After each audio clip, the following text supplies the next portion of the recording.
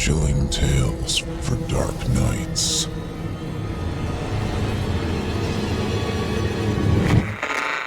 Want to make sure you never miss a Chilling Tales for Dark Nights video again? Be sure to subscribe and hit that bell to turn on notifications.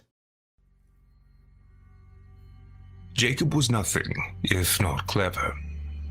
That was the word they used when he was younger. The adults would high-five him when he manipulated his peers through offers and bets. He was good at fooling others into thinking they happened onto a great deal, when he himself would reap the most benefits. But it wasn't so cute when he got older, so he began to use his charm to gain people's confidence in order to persuade them to fulfill his needs. After college, he decided to show everyone just how clever he still was by venturing out on his own, with $3,000 in his pocket and no full-time job.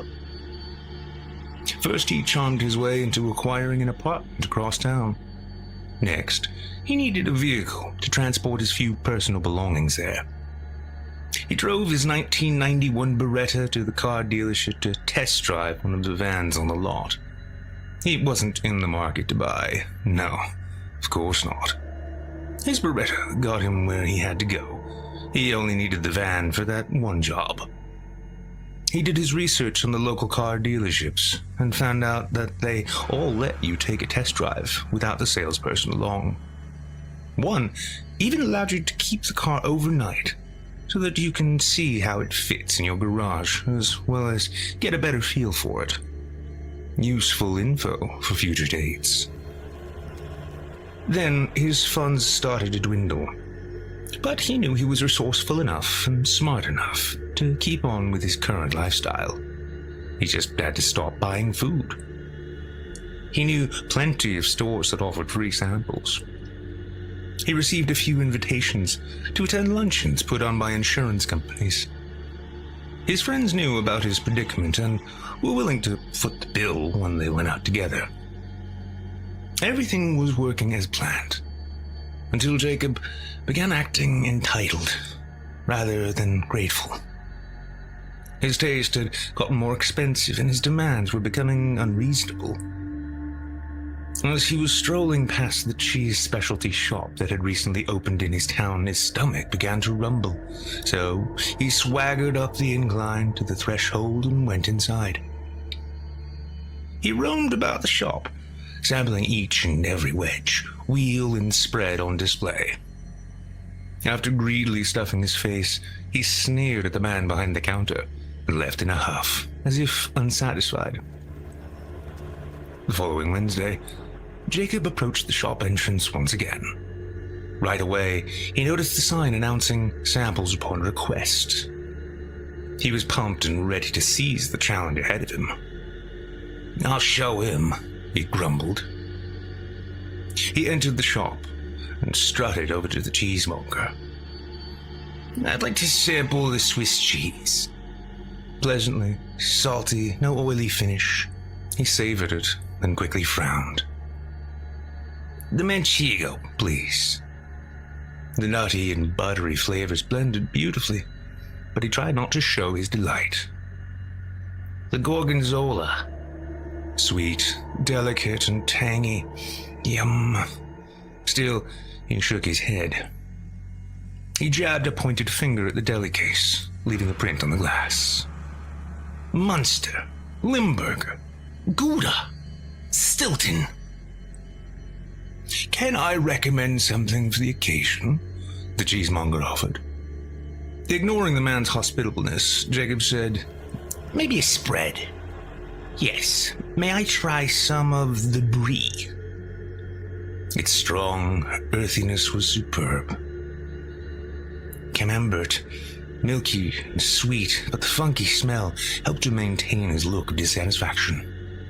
After munching his way through 3 more gourmet varieties, he said, "No, these won't do either. What are you hiding in the back?" The cheesemonger smiled and nodded. He walked around to the front of the counter and removed a fingerprint with a piece of tape, then disappeared into the stockroom. "Sorry for smudging the glass," Jacob whispered sarcastically. The cheesemonger carefully stuck the tape onto the edge of the counter. He cut a wedge of Assaggio cheese. It had a fresh, slightly floral scent that would be as irresistible as the cheese's flavor. He tore a large piece of butcher's paper from the roll and adamantly sketched various symbols on it, as if he were designing his own wrapping paper. But the characters he drew were ancient runes. He was determined to give Jacob a cheese to remember. Once he was satisfied with his blueprint, he turned the paper over and placed the wedge of cheese on top. He was a religious man, and he began to chant, knowing that his prayers would ensure that the cheese was going to be exceptional. Jacob heard mumbling and wrinkled his forehead. He smiled a smarmy grin before uttering, "What the hell is he doing?" The cheesemonger wrapped the parcel, sealing the corner of the paper with the bit of tape now smeared with Jacob's own oily fingerprint.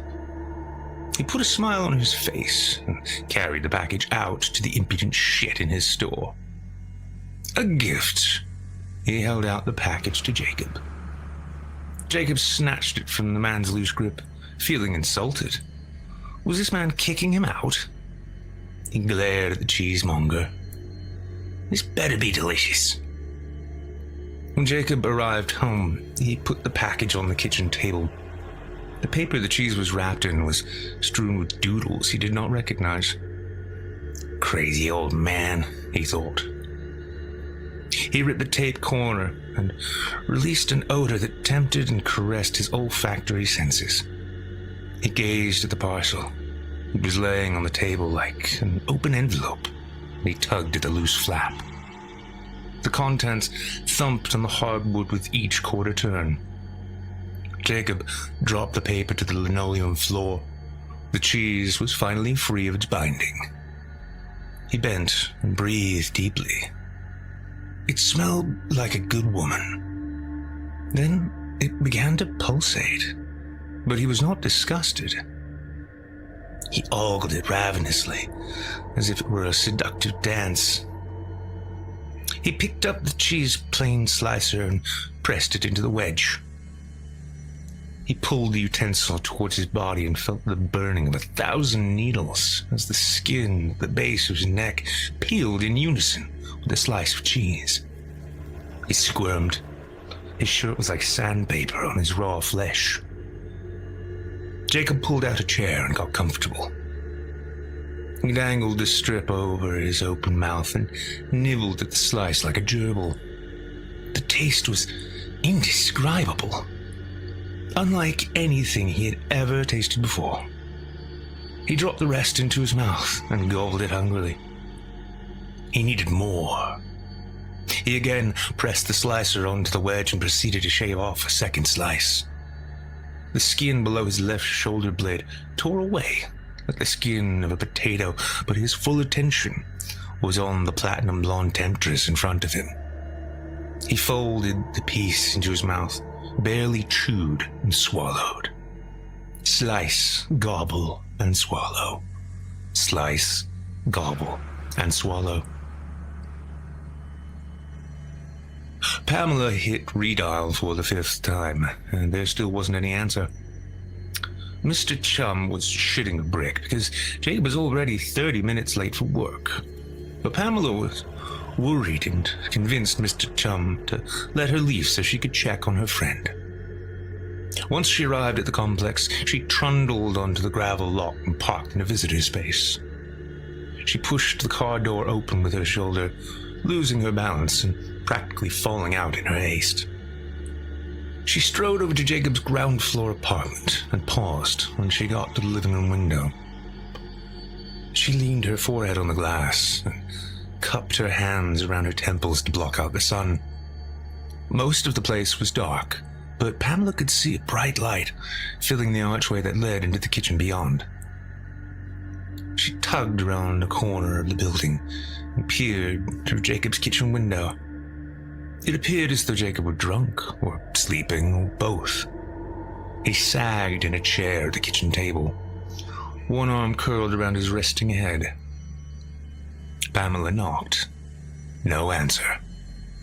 She knocked again while verbally announcing her presence and calling out to Jacob. Still nothing. Not a twitch. She stepped closer to the glass, squeezing between the evergreen shrubs, fussing to unsnag her sweater. When she looked up, she screamed. The body was not wearing a maroon shirt. The shirt was soaked with blood, a sharp contrast against the light oak table. The corpse's left arm dangled like the limp arm of a rag doll, and a bloody cheese slicer laid on the linoleum below slightly curled fingers. Jacob died of blood loss. When the coroner removed his clothing, he noted that Jacob's back had been skinned with the cheese slicer and subsequently fed to Jacob. No other contents were found in his stomach, although a speck of cheese was found nestled in the crevice of a tooth.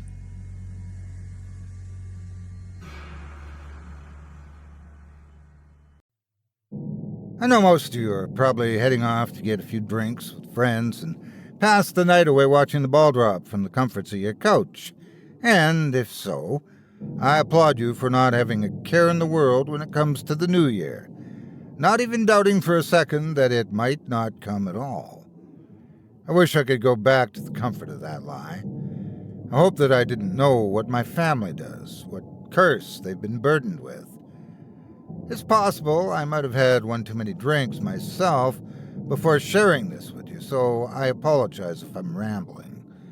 Hopefully, by the end, this will all make sense. My family has a very unusual New Year's Eve tradition, you see. One that I was ushered into only recently by my Uncle Mordecai. It was a little past 11 that night, on December 31st, a few years back, when Mordecai pulled me out of my bed in the darkness and passed me a rifle, telling me that it was time. Ever since Dad passed away, he's been here for the family in almost every imaginable way. Always reliable, always confident, a genuine jack of all trades. So it was jarring to be up so late at night and to see his eyes were wild with fear. I had never seen him this way. We usually get up before the sun at 5 a.m. to get all of our work done. Our family runs a small farm outside the city limits, so going to bed early is necessary, even during the holiday season. Going out like this was certainly not normal, and we also never hunted. So, of course, as he urged me to get dressed, I had a dozen questions. Where are we going? Is Mama okay? Are we in danger? Mordecai didn't answer any of them. Instead, he moved toward the front room and peeled back the curtains, looking out across our farmland as though searching for an intruder. Malachi, you're just old enough now to understand. We have a job to do tonight, something that can only be done in the old woods. It's going to be dangerous, it'll be hard, and it could cost you your life. But it must be done, he told me. Uncle, you're frightening me. What must we do? I asked. I can't bother explaining it. House bells. Oh, I wish your pa was here. He never wanted you to get involved, but here we are. Mom was up now as well, looking exhausted and petrified.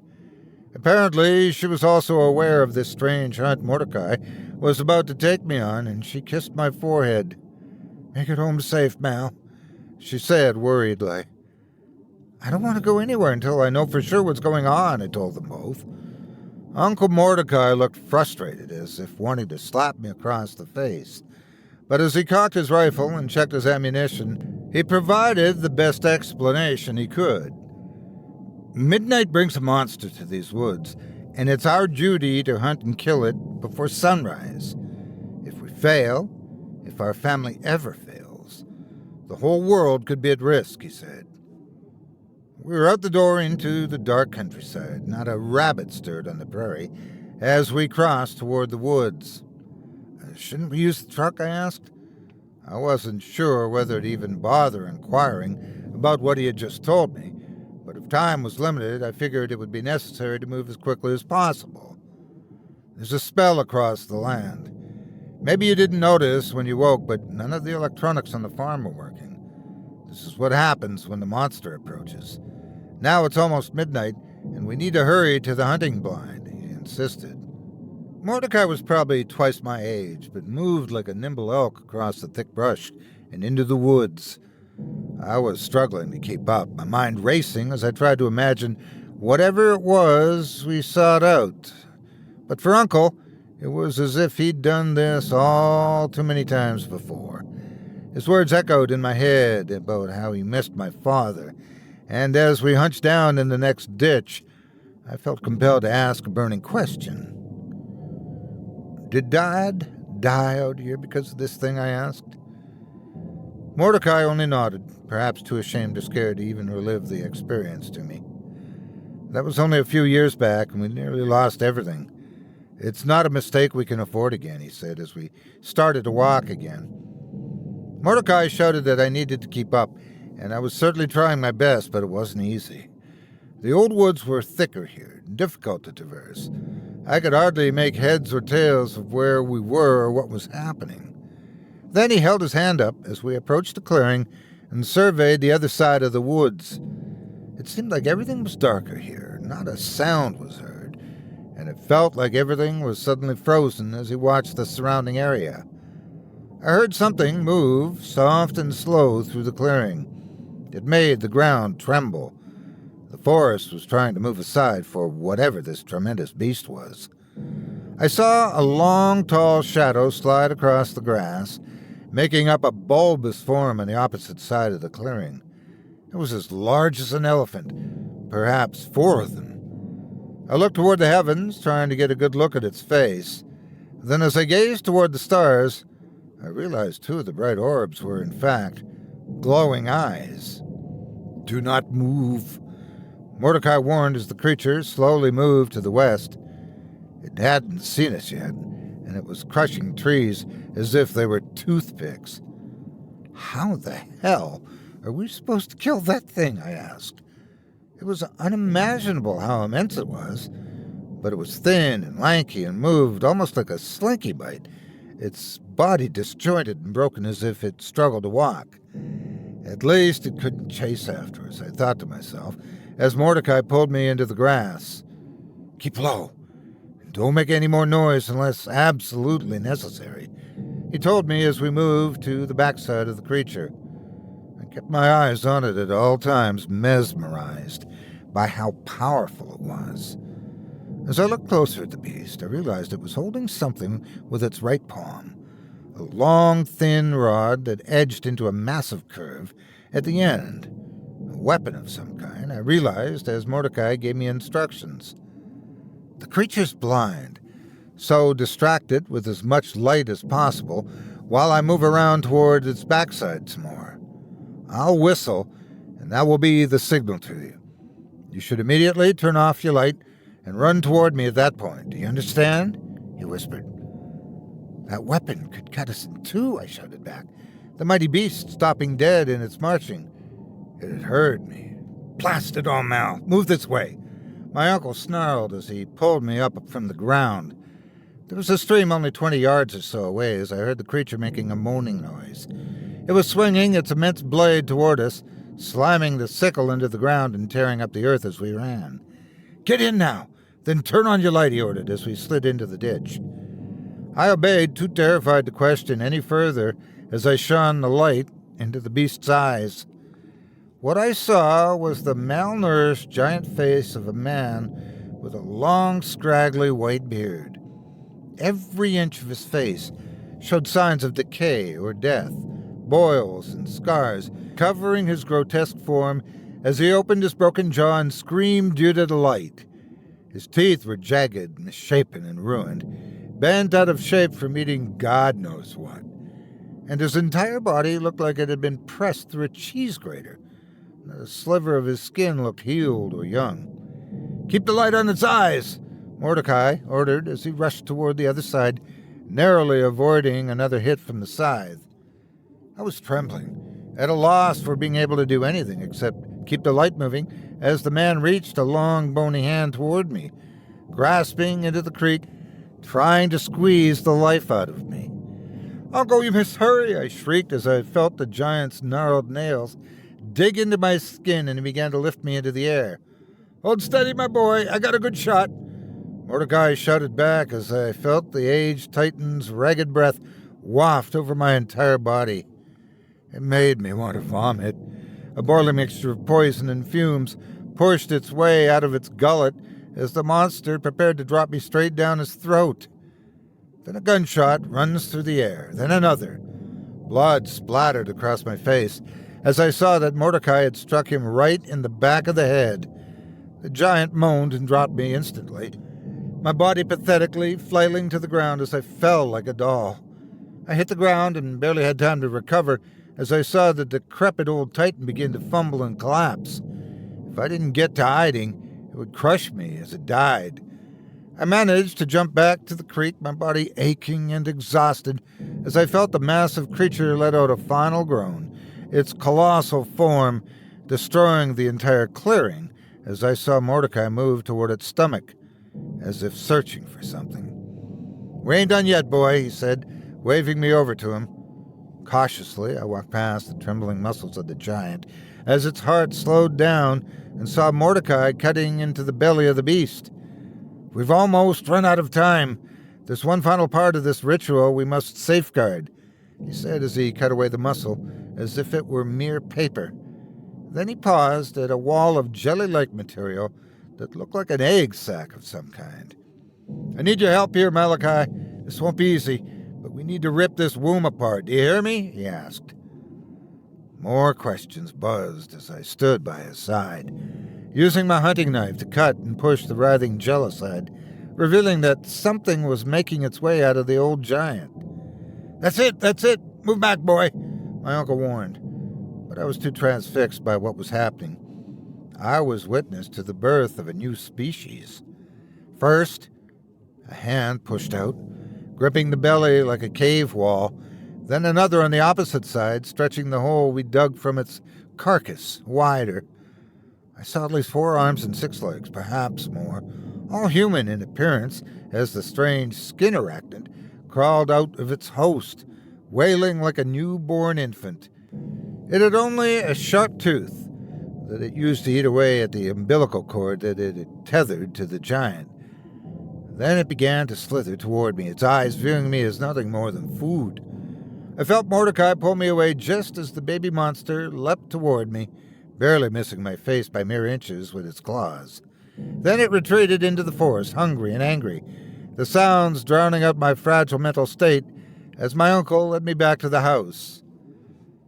Dawn broke a few hours later, and I went to find the giant corpse, hoping to make sense of the whole ordeal, but not even the bones remained. It was gone the moment we stepped away from these old woods, and trying to piece together evidence would do little good now, my boy. I tried taking a picture of the thing once, and it broke my camera to pieces. It's not meant to be seen by humans, that's for sure, Mordecai explained. But we saw it. We killed it.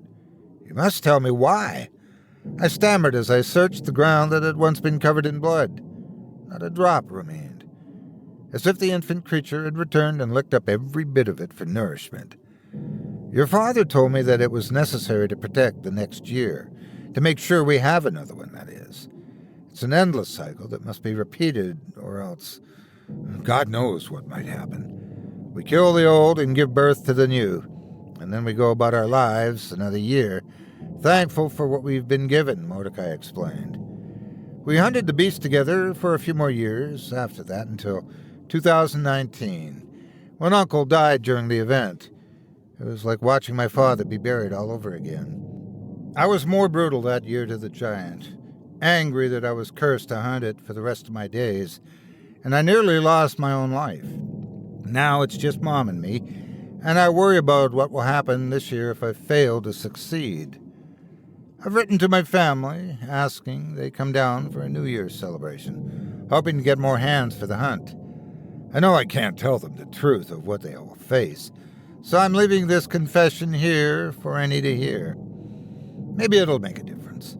Perhaps it will ensure we have a good hunt and a good year. All I know is that I wish I never knew this curse, and I don't think I can ever have a happy new year again.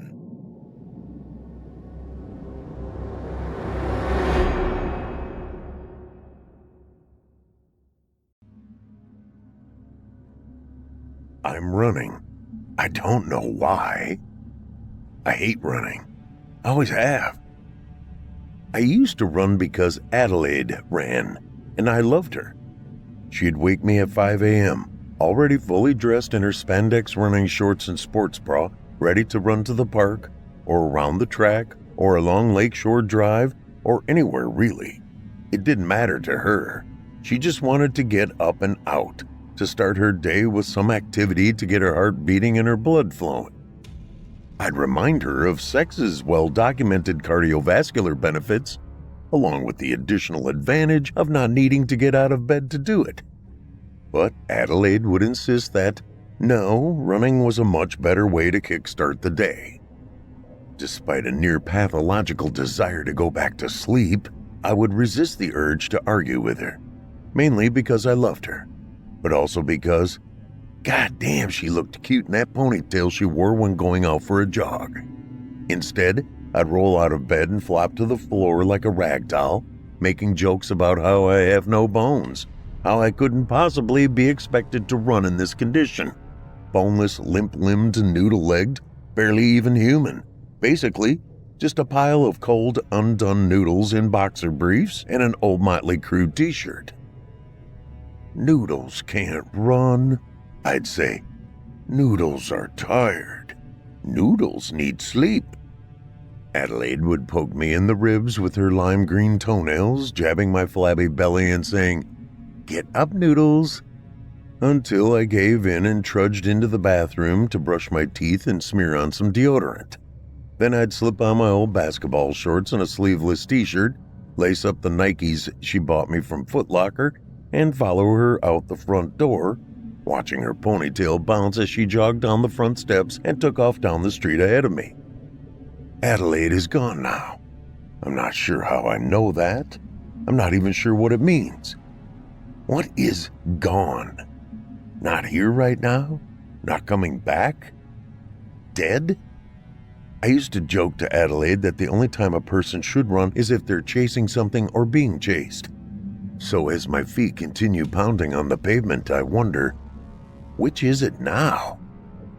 There's nothing ahead of me but the 2 lanes of Main Street, with its coffee houses, antique shops, and local lunch spots.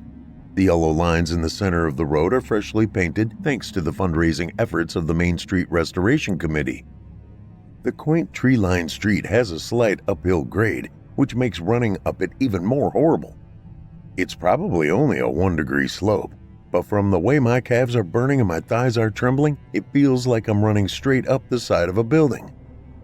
As I pass under the traffic signal at the intersection of Main Street and Central Avenue, I notice the light flashing red, but it's not a steady flash like I sometimes see when the signal is under maintenance. It's an irregular flicker, like there's some sort of glitch, some kind of electrical interference.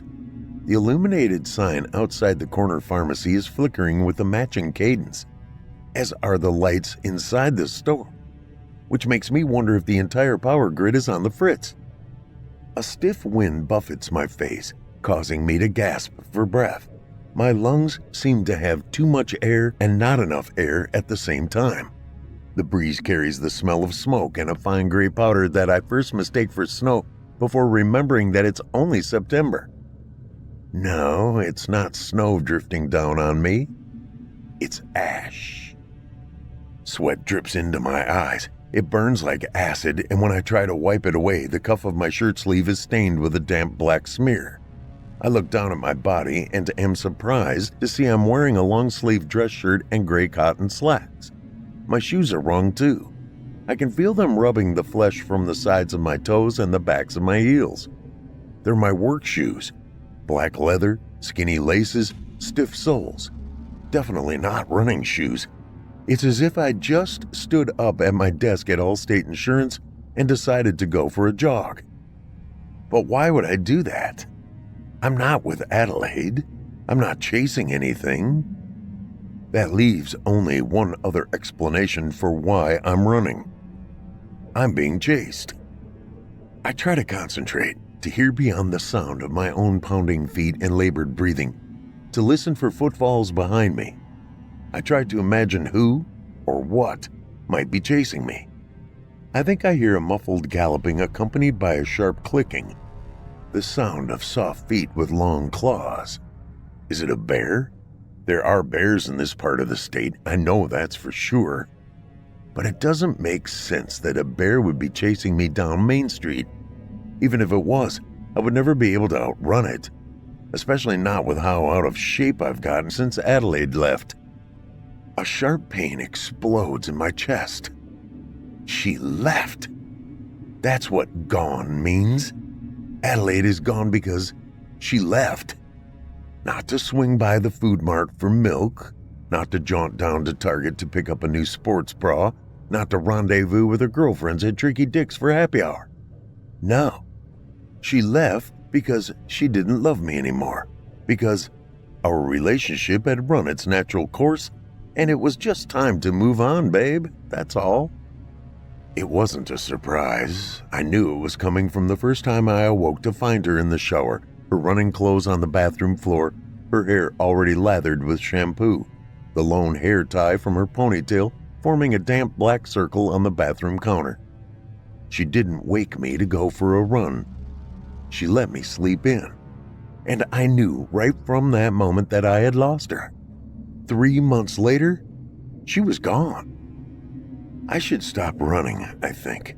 Just stop and let whatever is chasing me catch me. What difference does it make if I live or die, now that Adelaide is gone? Wouldn't it be better to just lie down in the middle of the road and let the thing behind me rip my throat out? But I can't stop. I want to, I really do. But I can't. It's as if I've lost all free will, as if I'm being driven to run despite my best efforts to give up. My legs and arms churn relentlessly, endlessly. They're entirely out of my control. I'm merely a passenger in an autonomous vessel, a passive observer of my own imminent destruction. I'm going to run until I die. The realization comes naturally, as matter of fact, as if I looked out the window to check the weather and saw that it was raining.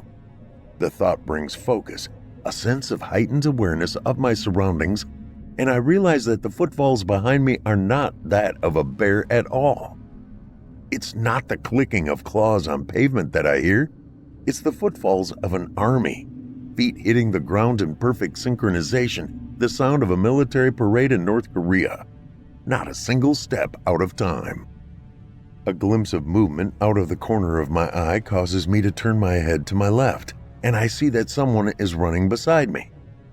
It's Elise Watson, the third-grade teacher from Deerfield Elementary School. Her slate gray hair is pulled back in a loose braid that bounces against her neck as she runs. Mascara black and tears stream down her cheeks. She has lost weight since her husband died earlier this year. She looks like a half-deflated version of herself. Dark streaks of perspiration stain her rose-colored blouse and floral print leggings. Like me, she's not dressed for a run either. She's dressed for the classroom, for teaching long division to 9-year-olds. And yet there she is, running in stride next to me. The sight of Elise makes me wonder who else is around me. I look over my right shoulder, then my left. There's Barton Turnbow, the assistant manager of the food mart on 8th Street, and Marie Simpler, the seamstress from the boutique where my mother used to buy her dresses when I was a kid. And Timmy Payne, the star point guard of the Deerfield Elementary boys basketball team. There are men and women, boys and girls, young and old, all running in perfect lockstep as far back as I can see down Main Street. They look like a mass of marathon runners who all decided to run in street clothes. Mr. Lindenbaum is even running in his bathrobe. At first, I think that everyone in Deerfield must be running. But as I look again, I see that, no, that's not true. It can't be. Where's Barton's partner, Sam? The two are inseparable. Marie's twin sister, Katie, the one in the wheelchair that Marie has cared for since their mother died. Marie wouldn't leave Katie alone in the house without anyone watching her. It's not a surprise that Timmy's mother isn't there, given the hour. She's probably 3 pints deep at Tricky Dick's. But why isn't he home doing his homework or in bed? And why isn't Mr. Lindenbaum tucking his wife into bed at Green Tree Nursing Home? It'll be lights out there soon. And where's Adelaide? I know she still lives in town, but I haven't seen her since she left.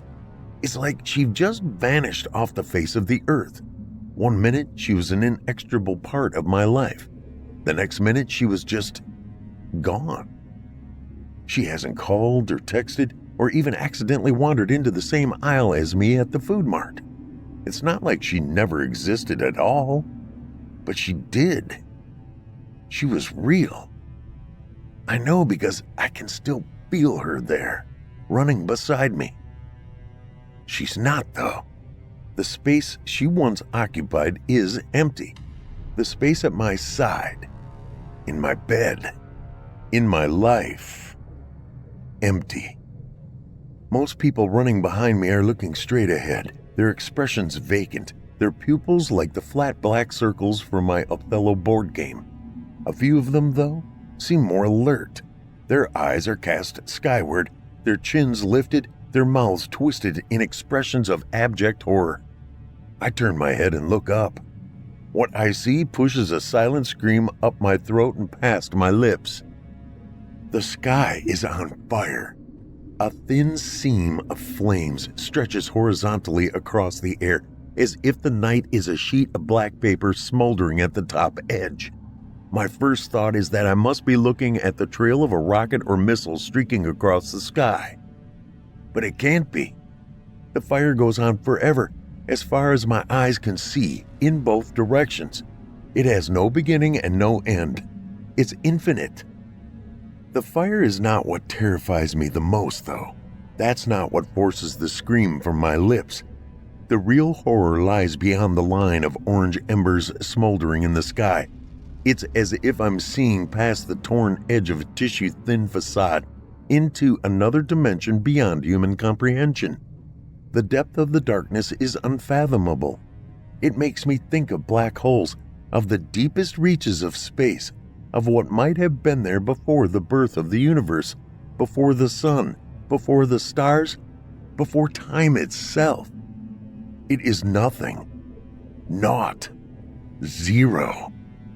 It is death. It's not the death of me, nor any person I know, nor death in any way that has been, or can be, understood by humankind. It's not death as described by religion or philosophy, by physicians or physicists, by the Bible or the Necronomicon. It's the death of reality, the disintegration of the fragile veil that humans' collective unconscious has draped over the true nature of the universe. It's the undoing of all that is done. With a startling flash of insight, I realize I'm not being chased. I'm being herded. The thing behind me doesn't want to catch me. It wants to drive me forward into the void like cattle being corralled through the gates of an abattoir. But why, I wonder? And what is the thing, if it's even a thing at all? I can't see it, but I can sense its malign presence, a gravity-like force that propels me forward against my will. Even if I could stop running, I sense that I would still be pushed headlong into the abyss, like a corpse bulldozed into a mass grave. A scream to my left tears me back to the present moment, and I turn my head just in time to see Elise Watson plummet through a hole in the street. No, not in the street. It's not a mere fissure in the asphalt. It's not a sinkhole. It's a fire-ringed rift in the reality of the street itself, as if the real world is a film strip stuck on a projector bulb until the celluloid melts. The hole reminds me of a solar eclipse, an irregular black circle rimmed with a blinding brilliant corona that threatens to sear itself into my retinas if I look at it for too long. Another breach in reality opens ahead of me to my right, swallowing the giant oak tree that has stood outside St. Mark's Church for generations. The hole widens rapidly, consuming the churchyard, then the steps where Adelaide and I posed for our wedding photos, then the church itself. I expect the steepled building to crumble into an avalanche of rubble as it falls. but it doesn't. Instead, it seems to fold in on itself like a papercraft art project stomped by an invisible foot. The sound is like a lit match tossed into a bucket of water, a quick, perfunctory hiss. Then the building is gone. More screams erupt as people behind me are swallowed by new fissures tearing through the fabric of reality. The flickering of the lights on Main Street intensifies until, somewhere above, a power line ruptures in a shower of sparks, followed by the blue-white flash of a transformer overloading. Every streetlight, storefront, and illuminated sign goes out at once, plunging the whole town into shadows. With the darkness comes a new sound, a cacophony of sorrowful, spectral moans that rise and fall like 1,000 whale songs droning at once. The wind accelerates to a punishing gale that blows directly into my face, stealing my breath as I try to inhale. My lungs fill with ash and soot. The smell of sulfur and ozone singes my nostrils and scorches my throat. My knees crack and pop and grind, bone on bone, cartilage seemingly worn away by the friction of the run. The skin on my face feels like it's sliding from my skull. Concerned, I touch my hand to my scalp, then draw it away in disgust. Giant clumps of my hair come with it. The entire world is disintegrating around me. The seams of existence are fraying. Everything is breaking down. Everything is coming undone, including me. And then I see her. Adelaide. She's walking down the sidewalk, her purse slung over her shoulder, oblivious to the chaos around her. She glances at her watch, then quickens her pace. She's late for something. An appointment? A meeting? A date? The wine bar where we met is just ahead. Maybe she is going there? No, that doesn't make sense. She never drinks on a weeknight. And besides, the world is ending. Can't she see that? I try to call out to her, but the wail of the wind snatches the words away as soon as they leave my lips. She can't see me. She can't hear me. She doesn't even know that I'm here. I try to veer in her direction, but I have no control over my path. It's as if I'm on rails, locked into a specific trajectory with no ability to course correct. I run past her just as she makes a left into the parking garage, the one where I kissed her next to her car after that night at the wine bar. I remember the flush of her cheeks, the warmth of her lips, the hint of Merlot still on her tongue. I cry out again, imploring her to turn around, to look at me. But she is gone. Main Street is no more. A blazing line of fire bisects the road ahead, cutting directly through the center of Ace Hardware and across the street through Bill's barber shop. What remains is a precipice overlooking a vast chasm of infinite space and time, a living darkness seething with malevolence so immense that it dwarfs the gods of men. A darkness that hungers, that feeds. I should be afraid of it, but I'm not. I was wrong about being chased, about being herded. There's nothing behind me. I'm not running from something. I'm running toward something. Toward the darkness. Toward the edge. Toward the end. And so I run faster, my legs pumping, my clothes aflame, flesh peeling from my bones until I am beyond the road, beyond the town, beyond Adelaide, beyond everything I've ever known, hurling headlong, smiling, screaming into the void.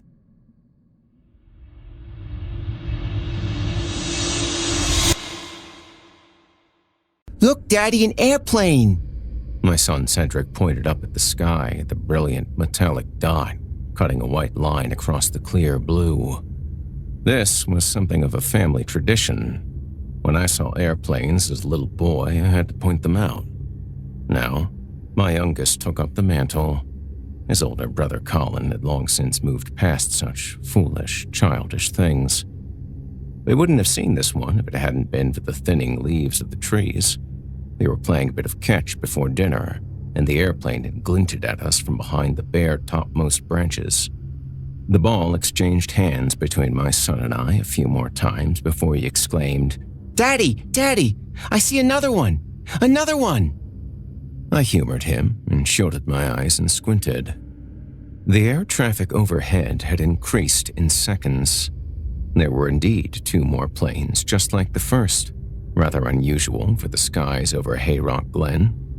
The evening sunlight cast a golden hue to the chemtrails that slowly fanned out and made interesting colors. I was moved to stand and watch along with my son. Those quiet, nondescript moments were what I enjoyed the most about being a father.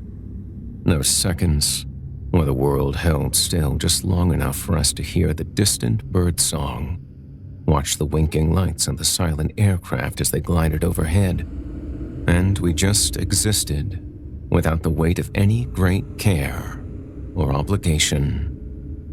That was all about to change. We tossed the ball some more, keeping our eyes on the sky.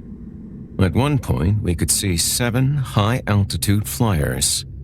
When I could see over 11, a funny feeling began to crawl into the back of my head. The feeling got stronger when I saw 1 or 2 of the planes do things I had never seen before. I thought their kind always flew in a straight line. Some of them began to make sharp, erratic curves. Then, some of said aircraft got bigger, which means they were getting nearer, and something was wrong. There were flashes of light visible in the sky. We could have almost mistaken it for lightning had there been any clouds. Pops and bangs began to reach us, the kind that linger for a long time, as if echoing off the horizon in all directions. They were the sounds of war. One of the planes made a spiral with its chemtrail as it went into a tailspin. I instinctively ran for my son, even though the plane still had a lot of falling to do. Its trajectory changed just enough that it missed our yard, but not by much. It had passed by so closely that I could see inside the cockpit. The sound of the impact was deafening. That must have been the cue for all hell to break loose, because other planes spewing their plumes of ice and exhaust shimmered as they came within heart-stopping proximity of our small house, and debris and fire fell like rain. I told my son to go down into the basement with Mommy, who was in the doorway, nearly in hysterics. Me? I was rooted to the spot. I had to see how this would all unfold. One airplane glided so low that our trees touched its undercarriage, and its chemtrail exhaust burned my nostrils and stung my skin. It skidded across the empty field at the bottom of our hill, like a great stone skipping on a pond. The other aircraft became apparent, the kind that were actually meant for acrobatics, American fighter jets. They darted among the slower, larger aircraft like hornets bringing down pigeons. It was in that moment that a detail pierced my senses. The planes that were being shot down had no markings. No numbers, no decals, no nothing. As if they were ghosts. But that was enough for me. I ran inside as another explosion rattled our windows and shook the ground. I joined my wild-eyed wife and our children in the basement, though I suddenly doubted if the basement would provide sufficient shelter from a falling airplane. The minutes crawled by. The din of war faded away. I was still uncertain about the safety of coming upstairs, but I did. I stuck my head outside to see empty skies and smell the oil and burning metal and other harsh aromas of slain aircraft. "Honey, get the news on the television," I called back into the house. Bursts of light from gunfire and explosions bubbled on the horizon, telling me that whatever fight there was, it had moved past us. What had I just witnessed? Had some sort of terrorist attack just been thwarted? As the sky calmed, so had my fears, though I would find out very soon that my troubles had just begun. Stepping into the house felt like crossing a threshold between insanity and normalcy. Suddenly, in the domestic ambience of the house, where my wife and 2 sons gathered around the television, she looked at me with her great, dark eyes. "What's the news saying about all this, babe?" My wife wrinkled her nose when she saw me. "You smell like you've been dunked in ammonia or something." I was in such a heightened state that I had forgotten about the close encounter with the chemtrails from one of the doomed airplanes. "Yeah, I got sprayed by something. I'll shower in a second. Is the news giving us anything at all?" "I can't find anything. There's no emergency broadcast or anything." Surely there had to be. Airplanes being shot down over American soil by our own fighter jets. There had to be something any minute. No news outfit worth their salt was going to just let a story opportunity like that just slide off the hook. Or were they? The sky was the last place I had seen anything about what had just happened. I slept uneasily that night. I kept grabbing my phone and looking to see if anything hit the news. The internet was eerily silent, reporting on everything else but the takedown of nondescript aircraft. I thought I would have been too short on sleep to get up with the alarm, but no. I made it just fine. There was that whole need to work for a living. I cursed myself for being a devoted father and husband, like I was. I'd even gotten up early enough to get out the door with a few extra minutes. I was sure the school wouldn't want to pay me any overtime, so I took the time to do a little patrol around the area and see if I could see anything. I remembered the crash in the cornfield that was visible from my own yard. Finding the wounded field had been a cinch. The landscape was bare like the surface of the moon. There was the earth, dug up and upset by the impact of the aircraft and the explosion, but there was no debris and no people, as if the plane that had been shot down evaporated, and nobody thought it worthwhile to regulate rubbernecking. I stood next to the field of blackened cornstalks for a long moment, leaning on the hood of my truck with the door open and the gentle sounds of Kenny Chesney drifting out. Nothing to see here. How convenient. I brushed off the conspiracy theory devil and went to work. Couldn't keep the school waiting. There were wastebaskets to empty from under teachers' desks and from student bathrooms. Not to mention the mop work made for me from the kids just existing. The world, as I knew it, seemed to go on as if nothing had happened. But something had happened. It would take several days for it to manifest, the same way it takes autumn leaves a while to fall after turning colors. I hadn't noticed the extra child or 3 that were in the nurse's office. This had happened for a good 4 days in a row before I took notice. Their crying was on the level of a steam whistle. Their faces the color of ripe tomatoes. The volume of traffic to the school nurse never decreased after that. It increased, if anything. I would be pushing a broom across the old tiles and catch a glimpse of the nurse always looking the same way. Bewildered. One day, I didn't see the school nurse at all. I saw one of the teachers wearing the hapless, helpless expression reserved for the nurse as she looked over the wall-to-wall mass of kids. Then, there weren't any kids, any teachers, or anyone else at the school, and the doors were locked up until further notice.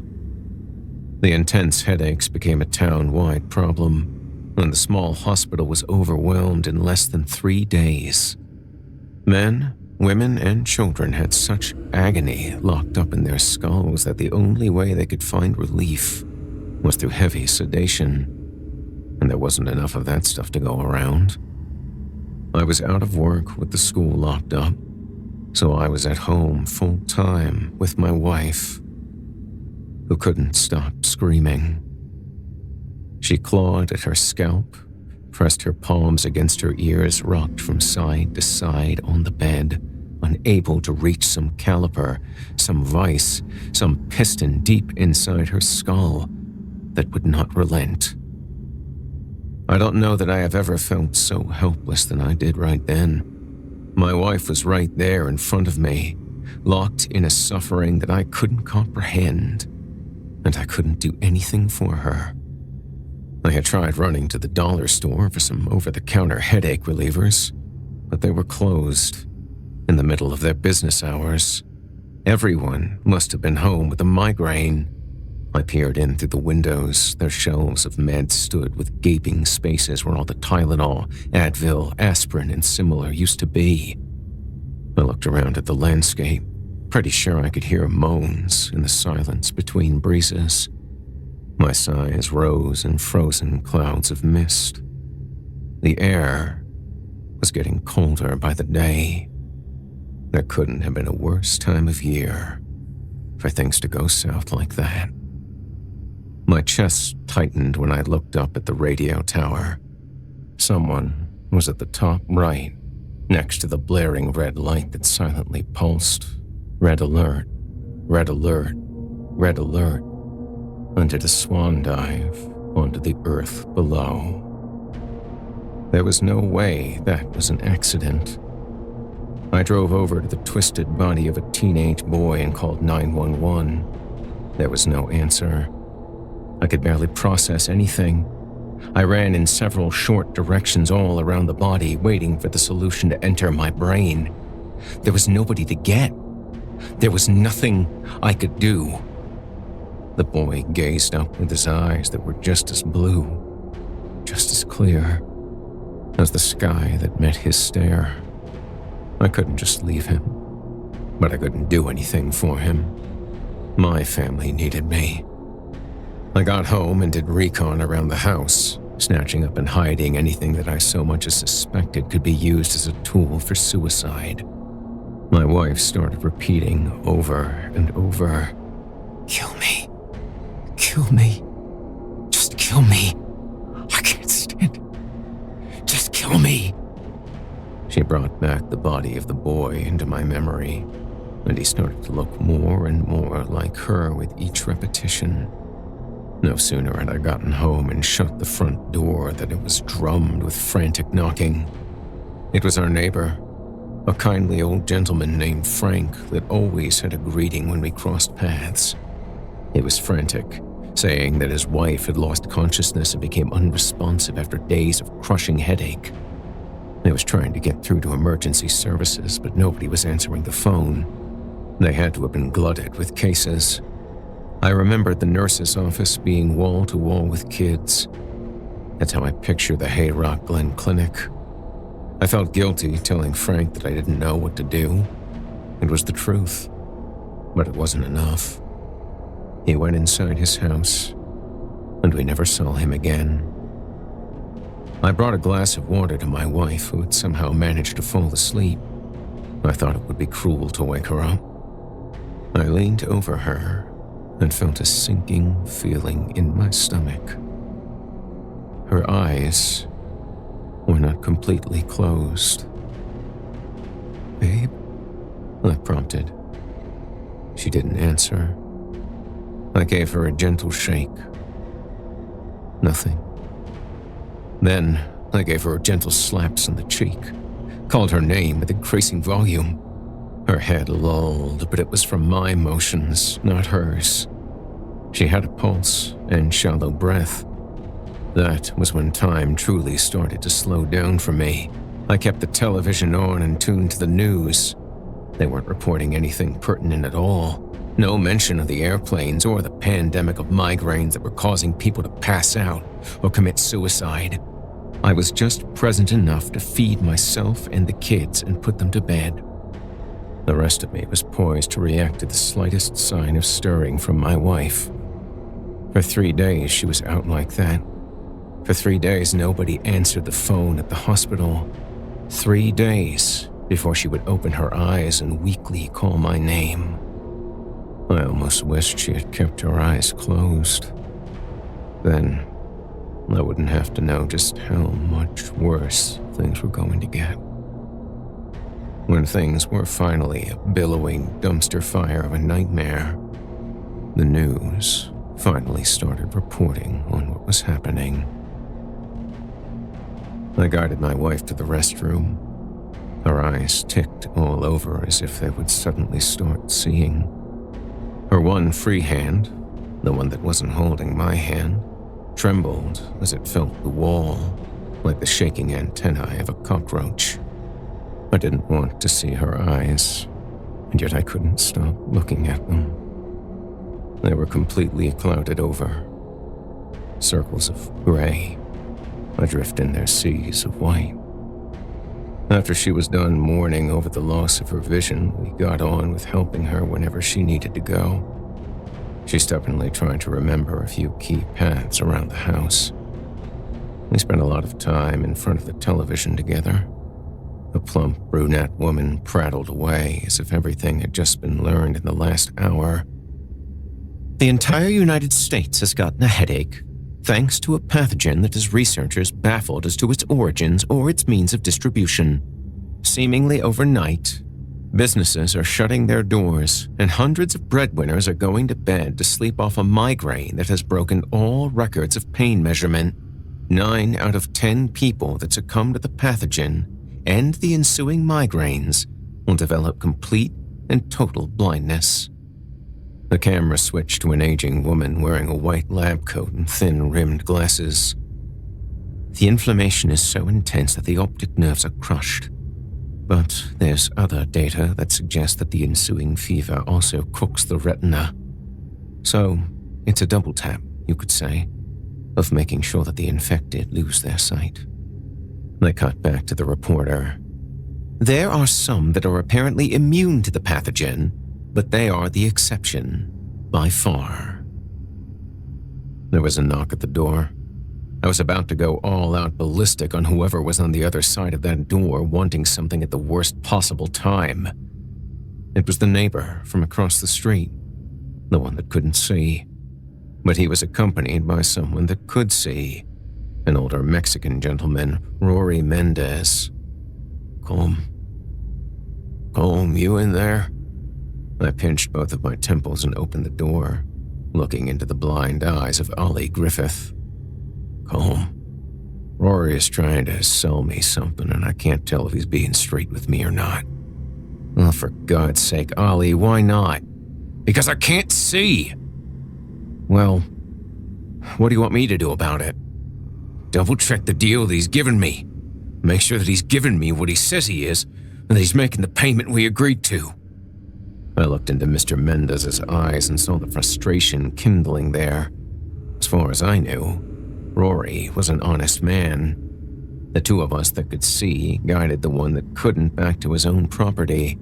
Rory steered us toward a small pile of lumber, stacked next to a larger one.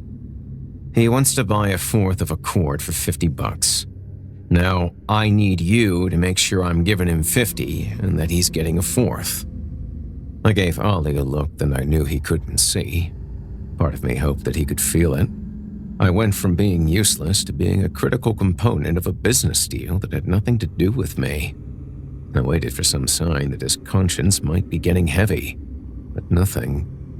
He stood, waiting like any other old man waiting on customer service to clear the runway for his takeoff.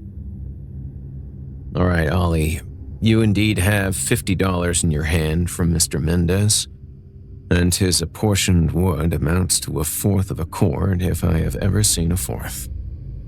Okay, Ollie said, all the pleasantness gone, as if dismissing a genie now that his wish had been granted. Rory and I exchanged looks. How you holding up, Rory? I said with a knowing smirk. He shrugged. I might get some respect now that people can't see I'm Mexican. They both laughed. Our faces of amusement both burned out at the same pace, and the serious, sober glowering draped us. Think we can stay gainfully employed because of these? Rory said, pointing to his eyes.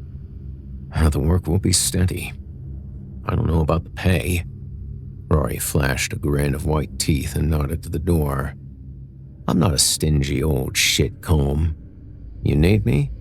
I'm right over there. Well, I appreciate you. He nodded and excused himself. Winter crept in and wouldn't let up. It was like a bad scene from a movie where all the characters are in the trash compactor and the walls just keep closing in to crush them. The cold got colder. The dark skies got darker. And the tension in our little town grew.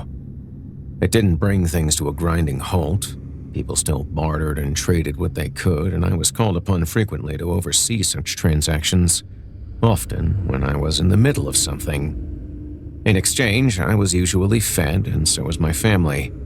There were no generous smiles to go with these moments. They were matters of necessity, and people would have been glad to hold the lines of their own little bubbles and brandish their consciousness of caste and race and lineage and all else. But no. Now they needed each other, or else they might not survive to see or,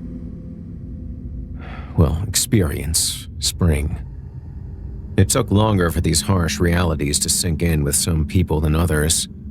Father Igor Corbett stood outside the church, hollering away for people to come in for service on Sundays, and any day he got desperate enough to play the part of the holy barker, calling for a special emergency service. I stood and watched him for a little while, the same way a child watches a wounded beetle struggle its way across a hot sidewalk.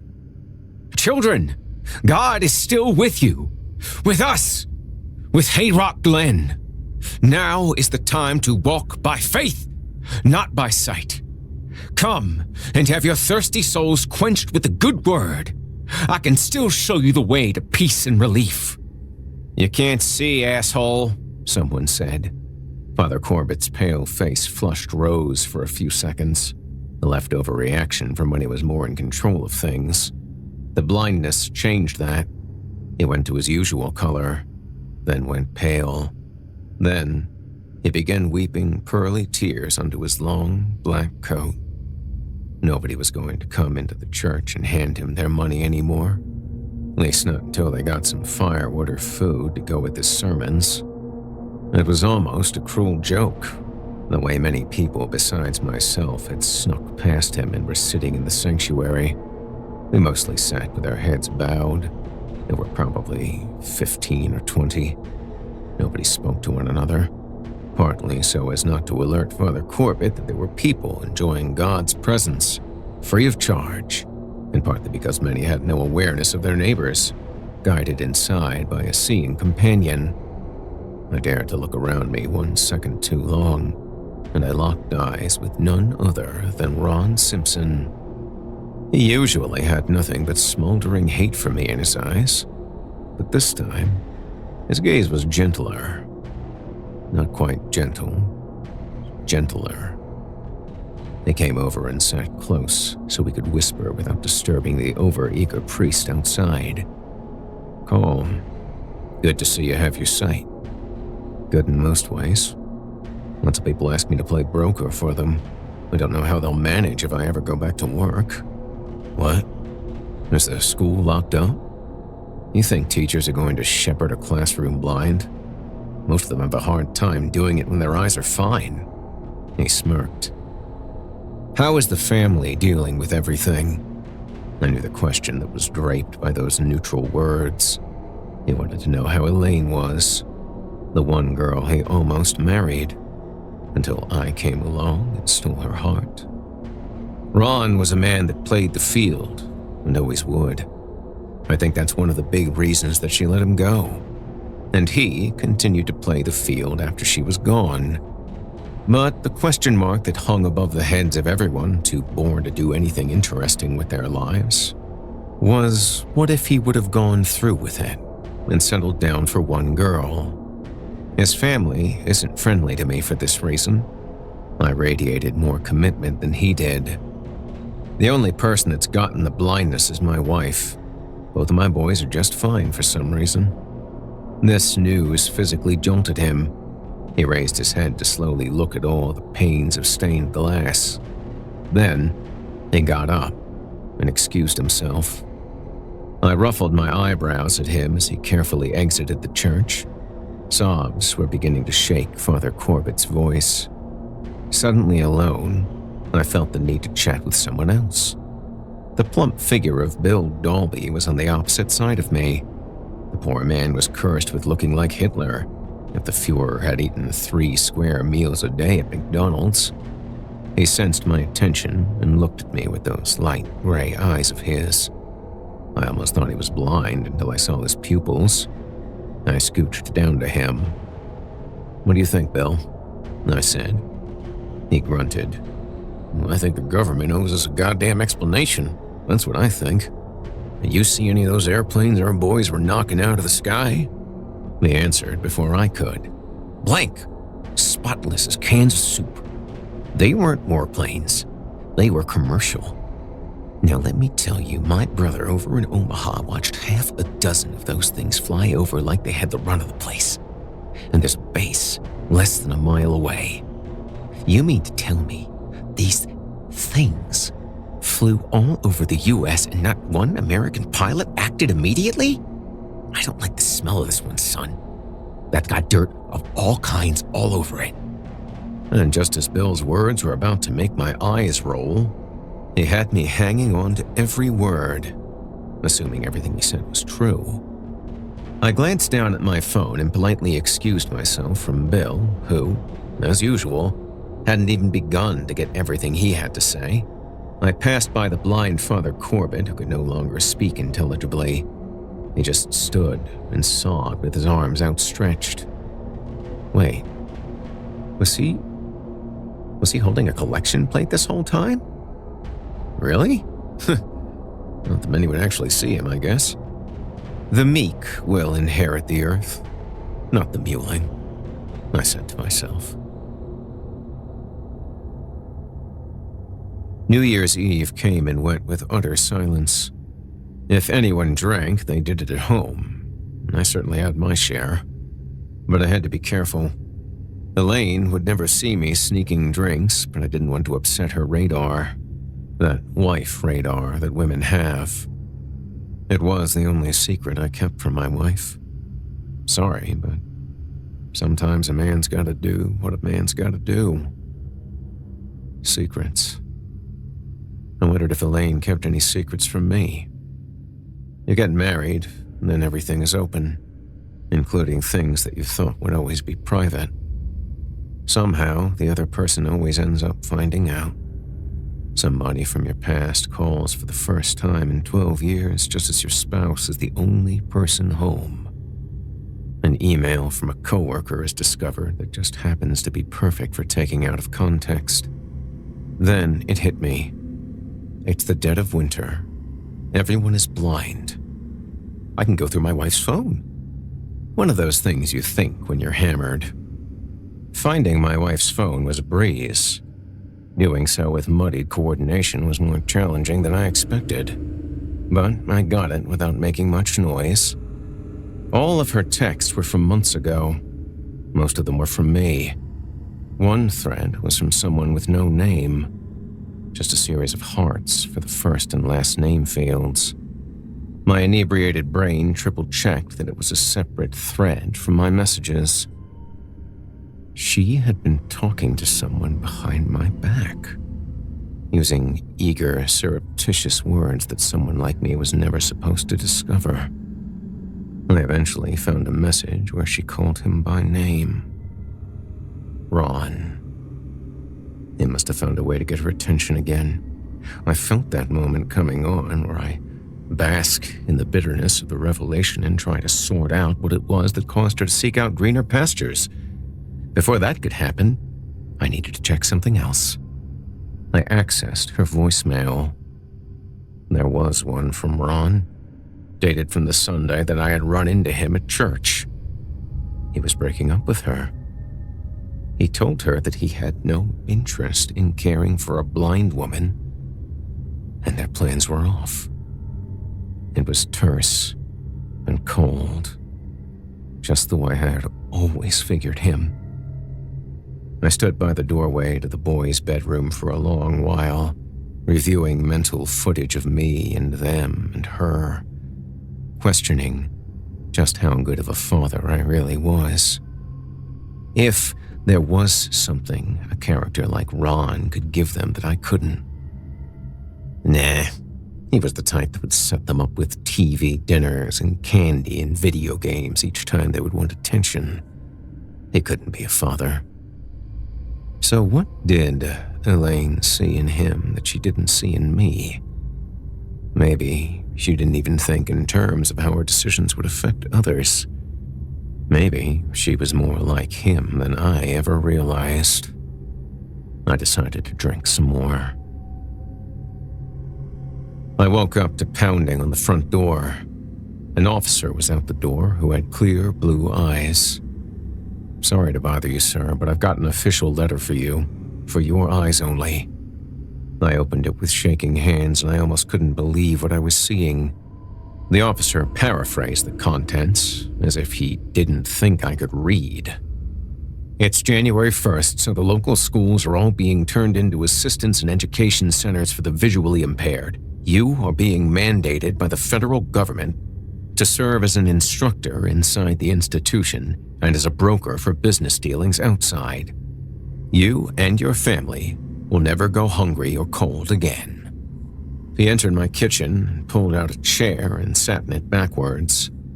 I looked at the letter, looked to him, gestured to it with one of my hands, and shook my head. He smirked. "I need your signature before I leave. Otherwise, I can't leave." I stared at the letter, not seeing the words. Then I saw my wedding ring on my trembling hand. I could have played the desperate, betrayed husband card and refused, just to see if they'd haul me off to prison so that my wife would get nothing. But that would mean the boys would get nothing. No, I couldn't do that. I wasn't Ron. When you say I do, you mean it. You commit to forever, no matter how long that ends up being. It was going to be a little longer for me than her from then on, but oh well, I had more to live for than just her. I signed the paper. We stepped out onto my porch and gazed off in the general direction of where the school buses were headed. They were filled to the brim, what with seeing drivers being a commodity. "The meek shall inherit the earth," the man mused out loud. I shrugged my shoulders. I've met some really brash people without their eyesight. Well, they'll have to learn to be meek if they want to gain any independence. Right now, all those people needing your help have the system in a lockdown. We need you to help these people stand on their own 2 feet and see with their own 2 hands. I looked through the open window at my wife, who sat, rather symbolically, on the couch in front of the television as she watched the news.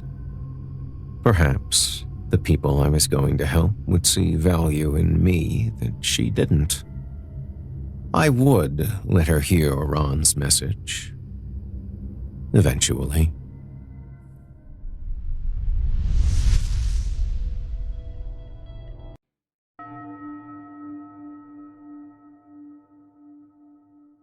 Doom went the bells of Manteca. Doom spoke to bells.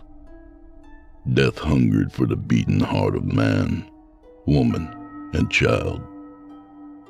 Hungered for their still haunting spirits. And my life was at an end. For the bells of Manteca spoke doom.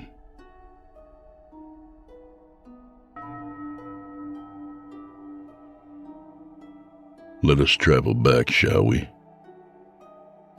Imagine you are a lonely child, and that your father is a fine archaeologist and explorer, best in the empire of His Majesty King George VI.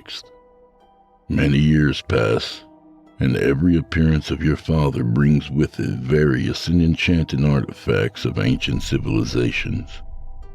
Death masks from Egypt, burial beakers and pots fired in the era of the Picts, trinkets pillaged from the Aztec Empire, and clay dolls of mysterious composition from the deep and cold wastes of Siberia. All of these things and more fill every nook and cranny in your rural Victorian mansion. This story is true for me, you see. I am Nathaniel Wright III, and I foolishly followed in my father's footsteps. It all began on my 17th birthday, when a letter arrived on a frosty December morning.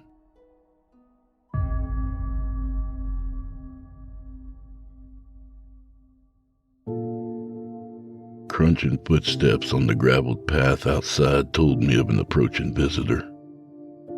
Looking out the tall reading room windows, a postal worker trudged up the frost-touched path and knocked on the door.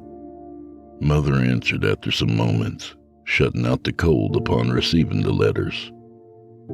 I rushed into the corridor, hoping for a word from Father's latest expedition, but Mother held an open letter, eyes quickly scanning the contents. Her rose-tinged complexion drained, now appearing like the porcelain adorning the kitchen's many cabinets. "What is it?" I said. "Mother, what's the matter?" But her eyes flitted about the room aimlessly, eyes swimming with tears, hand trembling. Your father is dead." I cannot recollect what I said next, if anything at all. I cannot describe feelings, thoughts. Days passed, mere blurs filled with faces of unknown visitors, of empty words and hands on my shoulder that gave no strength to the steadiness inside, for there was none. We buried the idea of a man in an empty coffin, dropped dirt on a life of memories, and walked away from a part of ourselves. Summer arrived, and my studies were at an end. My father's only sibling, an estranged man of odd character who I struggled to call uncle, arrived, and my things were packed. Mother left me with a parting kiss, and I found myself bumping down the road on his cart, away from home, headed for the alien streets of London City. In the university I found refuge. In the ancient tomes and dusty aisles of the majestic library I hid from the world. Studies became an outlet, an obsession, now allowed to guide my mind through whatever avenues and laneways of knowledge that I wished. Years passed. Armed with a wealth of knowledge, a thirst for adventure, and my father's notes from the expedition precursory to his disappearance, I set off, seeking the ancient city, searching for the golden bells of Manteca, deep in the Amazon rainforest. Departing the steamboat, I lugged my chest along the pier. The port of Manaus was busy.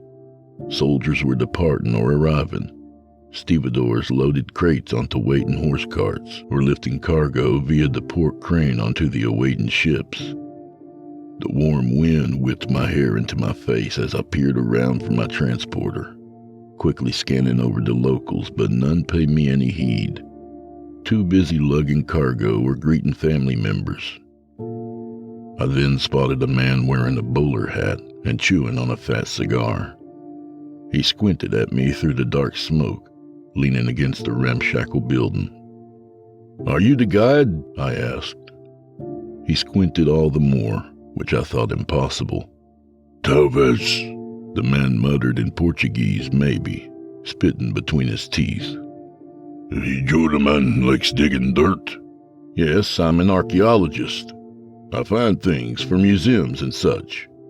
I wiped the sweat from my brow with my kerchief, dropped the weighty chest to the floor. The man said nothing, eyeing me quietly. "Do you have the horses ready?" Same. Horses up there, in shade, drinking water." The man nodded to a collection of buildings nearby. We carried the chest across the dirt road and found 3 horses tethered by a drinking trough behind the buildings. The man strapped the chest to the pack animal, a rather hot-tempered donkey by the name of Picadas, and turned to mount his horse. "I'm Nathaniel." I held out my hand when he turned to face me. "Nathaniel Wright." He raised an eyebrow and then shook my hand. "I am Philippe." Provisions I found upon inspection had been thoughtfully equipped. There were sacks of grain, flour, dried meats, as well as salt, water filters, cooking utensils, sleeping rolls, medicines, machetes, knives, and much more. It seemed the museum had hired a death purveyor of goods for the exhibition, as well as guide. The man Philippe was stoic and watchful as we left town. At certain points he would dismount, showing me the flora and fauna. Edible and poisonous plants were in abundance as well as game. First night making camp, I made tea, offering Philippe a cup, but the man turned his nose away. No good, Patron. Here, let me show you a real drink, huh? Philippe took out a sack and poured pungent beans from inside.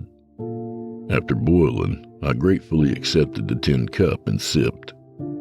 The coffee was extraordinary, putting my tea to shame. It's very good, I smiled.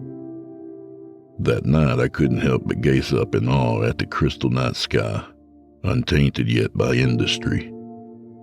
In the following days we passed by a collection of villages, as well as 2 fortified towns where soldiers were stationed. The fortifications were old and redundant, but the capitan of the town told me they were a heritage to the locals.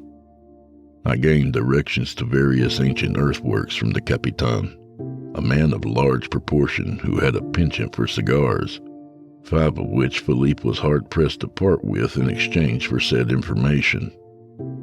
On following the directions, we found evidence of ancient habitation, but none that matched the accounts of Manteca and the golden bells and high towers. I hadn't had much faith in finding anything useful, but thought I might have seen some runes or such. Felipe helped me in translating when interacting with natives. They are a friendly and welcoming people, to say the least, despite their ill treatment in the distant past by explorers and government. Elders in some of the villages traded goods with me, local remedies and such, for small stocks of ink, paper, snuff, and other oddities from back east. The women are gracious, dark, and beautiful. The men proud and strong, both genders wise and respectful to the natural ways of Mother Earth. Simple paradise if it wasn't uncomfortably humid. It was after the 8th day since leaving Manaus that we passed the final village, the only habitation this side of the Amazon rainforest, except for deep inside where native tribes still roamed, and I was both excited and cautious in possibly meeting these people. Felipe told me that some were best avoided, but others perhaps approachable. Picadas was at the rear of the group with my horse in the center and Felipe behind me as I walked ahead, cutting a path for the animals through the thick underbrush with the machete. It was relatively easy going, having been cleared some years before by the Portuguese for a fort that had never been built. At dusk, camp was made atop a slight crevice overlooking the patchy, newly made path behind us. To my lungs, the air tasted sweet and clean, and I sat in awe of the beauty of the land, watching the sun dip behind the trees. In the following days, travel became slower, the trees more solid and had to be circumvented. The remedies given to us by the natives came in very useful, as mosquitoes seemed to be the dominant predator of the jungle, although I did see numerous large spiders and snakes. These I avoided with a wide berth. On the 3rd day in the jungle, a large boulder of odd shape situated beside a waterfall drew my attention. The boulder was covered in vegetation which I cut away, revealing the weathered stone beneath. I could not believe my eyes, as there, worked into the surface, were the first authentic runes of the Mantecan alphabet I had ever seen. After taking notes and coordinates of the boulder, we followed the Amazon River upstream. At dusk and dawn each day, Felipe caught many fish which he smoked, and I felt rather confident that we would not run out of supplies. 3 days following the discovery of the boulder, we came to the first bends in the river. In my father's notes, it described a series of earthworks 2 days northwest of the river, having been some type of sentry tower or encampment in ancient times for weary travelers headed for Manteca. But in the notes after this discovery of earthworks, Father had failed to find the city itself and had returned to England empty-handed. A rough map had been scribbled showing 5 locations of earthworks, seeming to be situated in an arc. The map showed ground escalation via grid lines. The location indicated lay on a quite large outcrop of rock, bordered by a tributary of the Amazon River. It was a good place for a town, perhaps, but for a city bustling with over 1 million inhabitants, I had my doubts, to say the least. Felipe, in seeing the terrain we would be traveling, untethered the horses and left them to graze, promising me that they would not stray far. This I also had my doubts about, but stayed silent, as he had been an agreeable traveling companion thus far. We set off, Felipe, Picadas, and I, venturing into the jungle once more, the mountains rising into the distance. On the second day of traveling into the interior, away from the river, the landscape grew slanted, the air more humid. I found the next earthworks, a hill covered in jungle, almost unnoticeable if not for the 2 boulders on its northern and southern rises. It rained on the 3rd and 4th day, and as we ate a cold meal with no fire, our spirits seemed to have become dampened somewhat. The reason I could not say, although the gloomy atmosphere below the jungle's towering trees, blocking out what little daylight there was, did not help. Insects feasted upon us, having run out of the repellent paste given to us by the natives. On the 8th day we ran out of grain and dried meat. Picadas, having slipped his tether in the night and eaten these supplies as we slept. The donkey became more and more ill-tempered and would bite at my arm or neck. It seemed the animal was justly named. On our 10th day we arrived at the location. It was as shown, a large rise bordered by a series of cliffs overlooking jungle on one side, the tributary on the other, winding back to the way we came. Boulders lay scattered about with small earthworks in places, but not on the scale I had hoped for. It seemed that perhaps I had stumbled onto a smaller city, a neighbor of Manteca even. The rise was large enough to sustain perhaps 50,000 civilians, if not twice as much in a squeeze. Tablets found in some recesses bore what might be the runes of the Mantecan alphabet, but were far too weathered to decipher. On my 2nd day of excavating the side of small boulders, I found pot shards, charcoal, and 2 eating instruments. Felipe left Picadas tethered on a jutting rock and set off to explore the cliffs, having stated that he spent 2 years exploring Machu Picchu and was well acquainted with steep climbs and long drops. At dusk he returned, having come to a dead end, but swearing that there must be caves deep inside and would try a different route in the morning. The next day the wind picked up and dark clouds appeared on the horizon. I found 2 pieces of metal after excavating a different side on the rise, fragments of a bracelet and 1 necklace pendant with a snake engraved onto its surface. Near dusk it rained just before Felipe reappeared, and I excitedly showed him the artifacts, but he seemed distracted, barely giving them a minute of inspection. After dinner I tried to engage him with conversation, but at my questions of what he had found, his face darkened, and he went to bed without saying a word. When I awoke, Felipe had already left camp. I began excavating, and about noon the sky darkened and a heavy rain began to fall. It was the first time I had to use my oil cloak since arriving, and use it I did, as the downpour was vicious. I huddled inside my tent, waiting for it to ease, but it passed into dusk with no easing, and Felipe did not return. I found upon waking that the weather was no better, and Felipe still had not returned.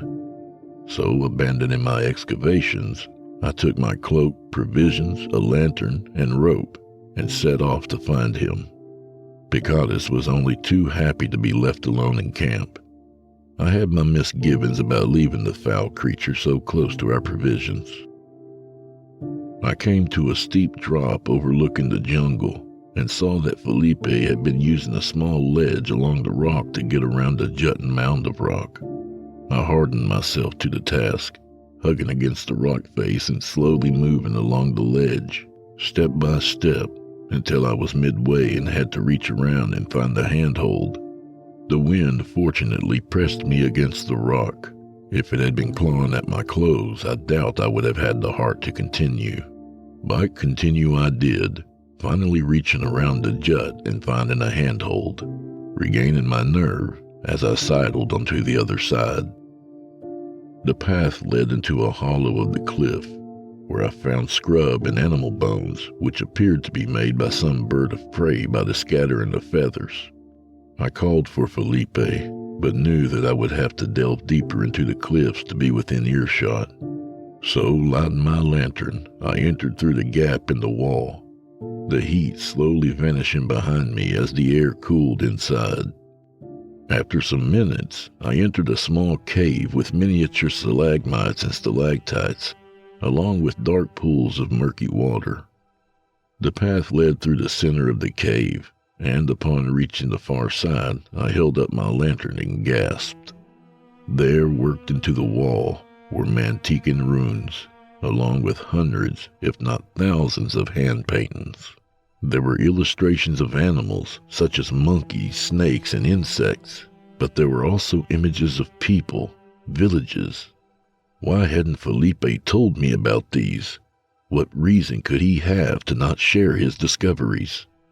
With a score of questions rushing through my mind, I hurried along the path, passing deeper into the cave, in search of what I didn't know. More caves came and went, growing more spacious each time, with the stalagmites and stalactites now large enough that I couldn't reach my arms around one side of them.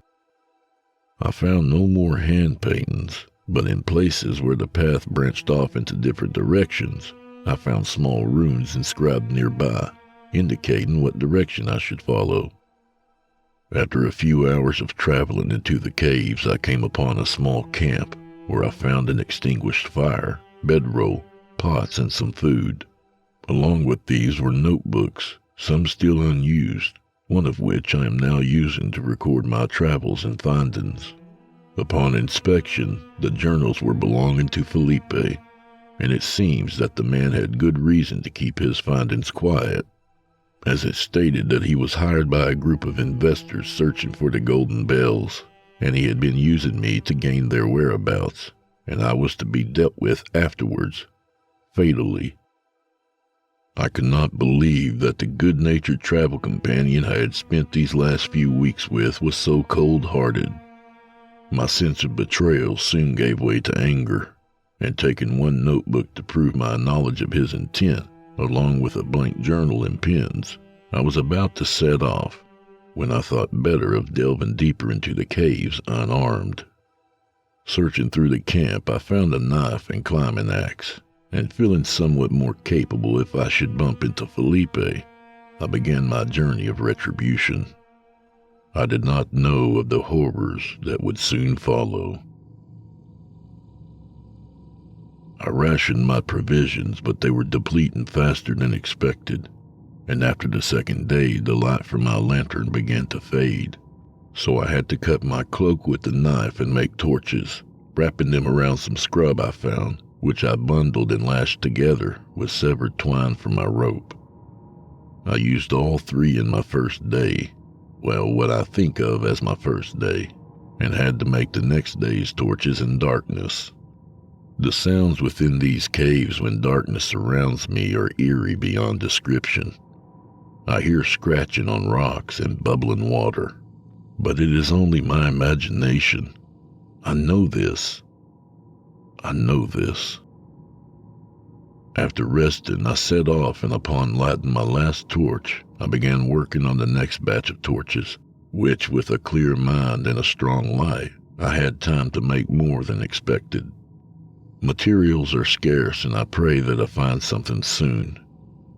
I napped after lighting the next torch, awakening as it was just about to die, and had enough time to light another. As it took flame, I heard echoes, like rushing water passing through the tunnel. Also a tapping like fingernails, but metallic. Perhaps I am losing my mind.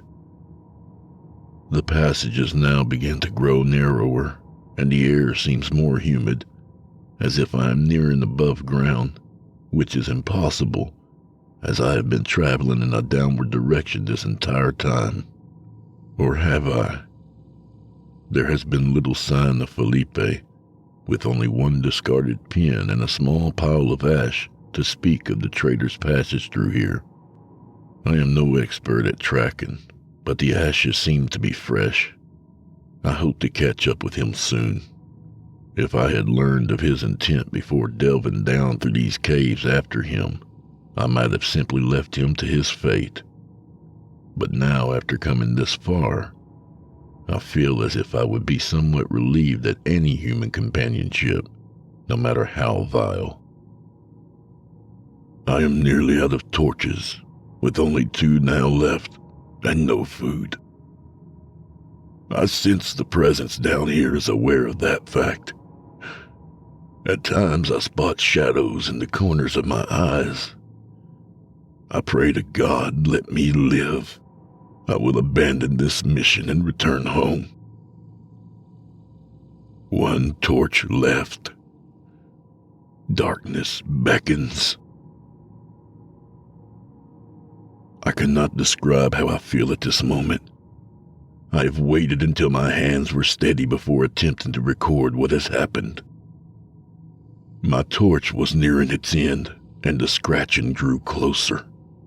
I could hear it so clear. It sounded like a watery, fleshy weight, like a heavy corpse, and its skin was being dragged across rocks.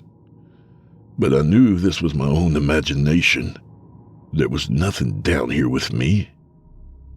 And then I turned to see a vile creature stood in the distance. So large its head brushed the ceiling of the tunnel, even though it crouched. Its matted, mossy-strewn hair draped in front of its deathly white face. I did not breathe. I did not think. It walked towards me, but walk is the wrong word. As it moved like a mixture of injured bear, spider, and sloth. By God, I have never witnessed something so unhuman, so deformed in appearance. As it drew closer, close enough to smell the dank, earthy, rotten aroma wafting from it, I noticed its face had no features, no eyes, no nose, no mouth. It was then that sanity returned to me. I turned and fled into the tunnel. The creature sounded as if it slowly loped after me, its whispery rasping growing further and further away. After what seemed like hours, I came to 3 different tunnels, one going left, one right, one straight. There was no breeze, no runes to give direction, nothing to hint of which way freedom lay. I was doomed. But the torch, near death, lit up, and sickly green sparks crackled around and from it. The flame swelled, billowed to the right, and the sparks twirled after it, passing down the tunnel and resting on the floor, faintly lighting up the tunnel.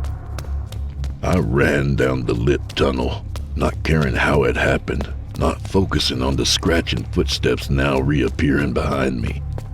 The monster must have feared I might escape and was bent on stopping me. I could hear it close in the distance. I could still smell that rot and decay thick in my nostrils. The torch faded, but I stayed running until it died and I was fleeing into darkness.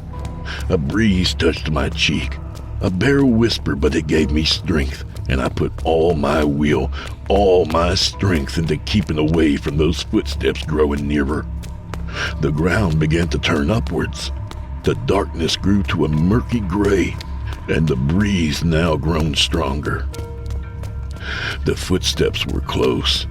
I could sense the creature 10 paces behind, 5 paces behind, as the light grew clearer and I could see an exit, and I could smell trees and fresh dirt. Then it gripped my leg. Its sharp nails pierced flesh instantly and sunk into muscle. I gasped, lost my footing, and tumbled, hitting the floor. Looking back, the creature's featureless face was transparent in the natural light, and I could see the ceiling through its head. A slit appeared where its nose should have been, and it popped open, revealing suckers and sharp fangs, like a hybrid between an octopus and a shark. The fangs ripped into my leg, sucking up blood, and my leg tingled, quickly losing any feeling. I ripped the knife from my belt, lifted it over my head, and brought it down on the back of the creature's head once, twice, making it release my leg and back away. The fangs dripped with scarlet dribbles. I stood brandishing the knife and axe now, as I limped my way backwards, raising the weapons any time it stepped forwards. As I reached the mouth of the cave, the monster began moaning, a bubbling, grating, teeth-clenching sound. It turned and fled back into the cave. I almost fainted, but that was when Felipe caught me. "Are you okay, Dirt Man?" Felipe asked, laying me down beneath the tarp. He had made a lean-to on a hill facing the cave, and a small fire crackled in front of it. "Fine, thank you. I'm just tired and weak after those caves." I thought it best not to let Felipe know that I knew what he intended. He looked down at my bleeding leg and watched me closely from beneath the bowler hat's brim. After bandaging my leg, he set a pot to boil and made us coffee. What startled me more was how badly Felipe's hand shook as he poured the coffee and handed me the tin cup. "Are you okay? You seem disheveled," I said as I sipped at the coffee. "I must tell you something, but drink first, eh?" Felipe held his hands to the fire, warming them. As I sipped the coffee, some of my strength returned, and I stood up and left the lean-to. I dropped the cup. Looming there in the distance, surrounded by trees, overgrown vegetation, dense underbrush and jungle, 12 tall towers penetrated the tree line. They were covered with vines, but the closest one, through its vines, I saw the glint of metal, the golden glint of metal. I had found the 12 bells of Manteca. It seems we have found it." I turned to find Felipe now standing, aiming a revolver at my head. "You know, I found out your intentions after finding these." I took out the journal from inside my coat and showed it to him. "It seems something made you abandon them. I wonder what." "You know what it was, Dirt Man. That thing almost killed me. But if I give you to it and run like the devil, I might just make it." Just then, as the sun shone from behind a cloud, the air filled with a deafening, jarring, vibrating tone. As the bells began to toll, Felipe jumped, the pistol fired widely, and I took my chance, turning and fleeing toward the jungle. Another bullet hit the dirt mere paces away, so I ran in a jagged line, narrowly escaping the next bullet, which hit a tree. Finally, I reached the tree line, and without another moment to lose, fled into the wild. I sit here now, after finding one of the ancient towers, its walls crumbling, covered in vegetation, writing what has become of my expedition, writing everything, from my childhood to my betrayal. I will keep record of what next transpires, in hope that if anyone should find this, please send word back to London, informing the museum, and may God have mercy on my soul.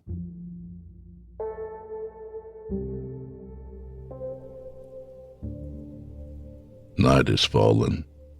Felipe has chosen not to chase me into the jungle. There seems to be no wildlife inhabiting these ruins. No birds or insects break the deafening silence. After exploring the ruins, I found the partly collapsed stairway choked up with vegetation. Luckily, I still had my knife and climbing axe, which I used to begin cutting some away from the wall, where part of the stairs remains intact. Tomorrow I shall continue my work after setting some trip alarms around the site. Braided cord and piled stone should do just fine. The wind has picked up during the day, and the trees sway wildly in the dusk. I'm trying to keep my mind busy by writing, but I have no more cartridges of ink, and shall allow myself only monitory notes along with any happenings. Best save it until I have something to record. I awoke to a heavy rain. The sky is dark and the wind whistles through the trees in a most unusual fashion, somewhat like a kettle on the boil.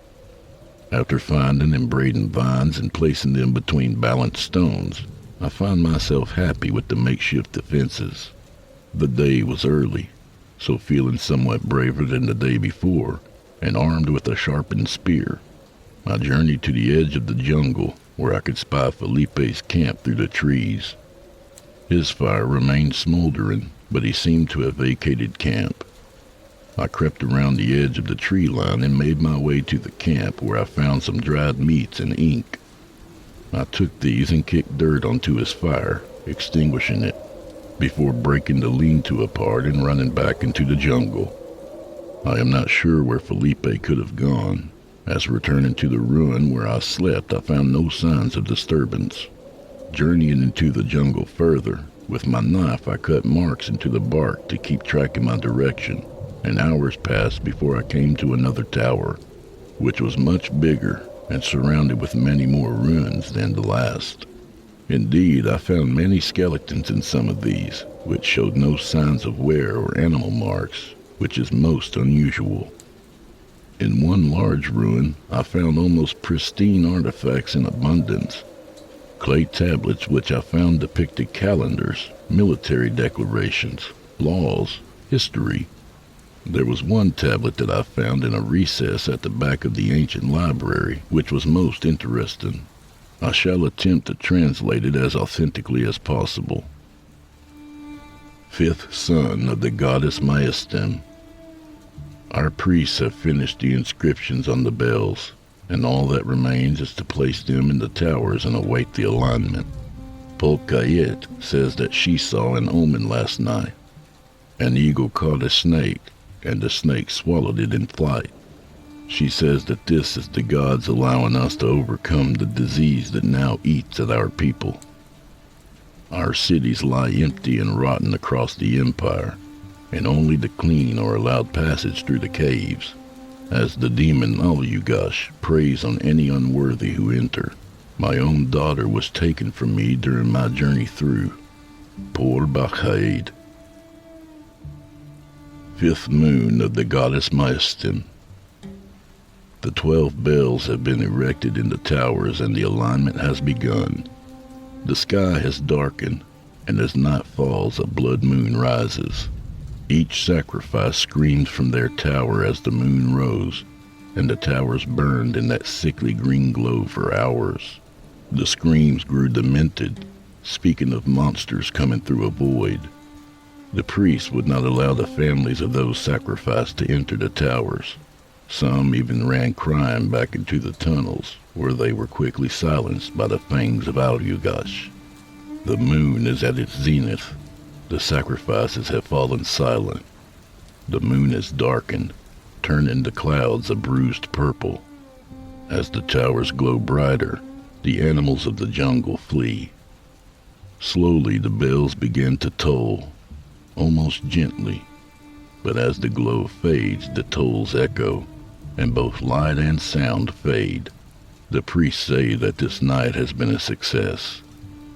Here the tablet was cracked due to the caved-in roof, and many tablets lay cracked into pieces in the recess. I left the library with haste, leaving the tablet behind and entering the lower part of the tower. Here the vegetation wasn't as overgrown as the one where I slept, and after 2 hours I had cut my way through most of it, sidestepping up the crumbling steps and into the tower.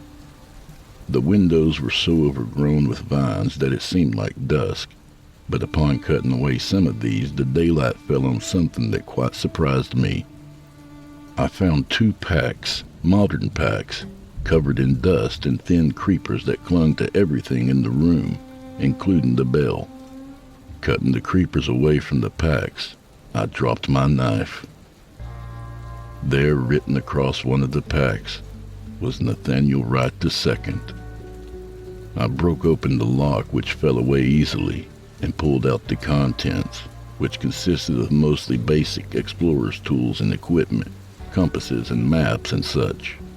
I found no journal and set to opening the next pack, which was simply filled with clothing and a revolver, with 2 boxes of bullets. Sticking the gun into my belt, I stood and took another look around. I found some skeletal remains in a corner, which quite frightened me at first.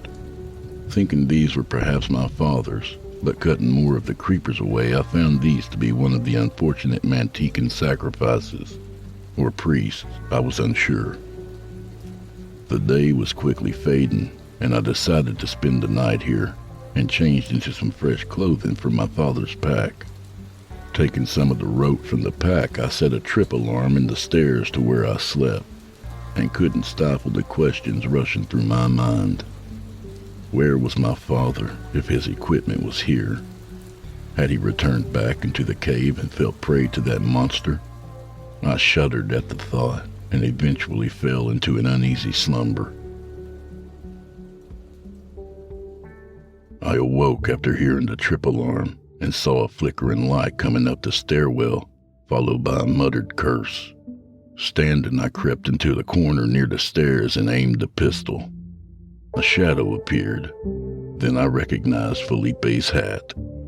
I pulled back the hammer of the revolver, and the noise made Felipe stop walking. "Take your gun and throw it aside," I said, and after a moment of hesitation he laughed, then took his gun and threw it onto the floor. After picking up the gun, I then brought the butt of the revolver down onto the back of his head, knocking him unconscious.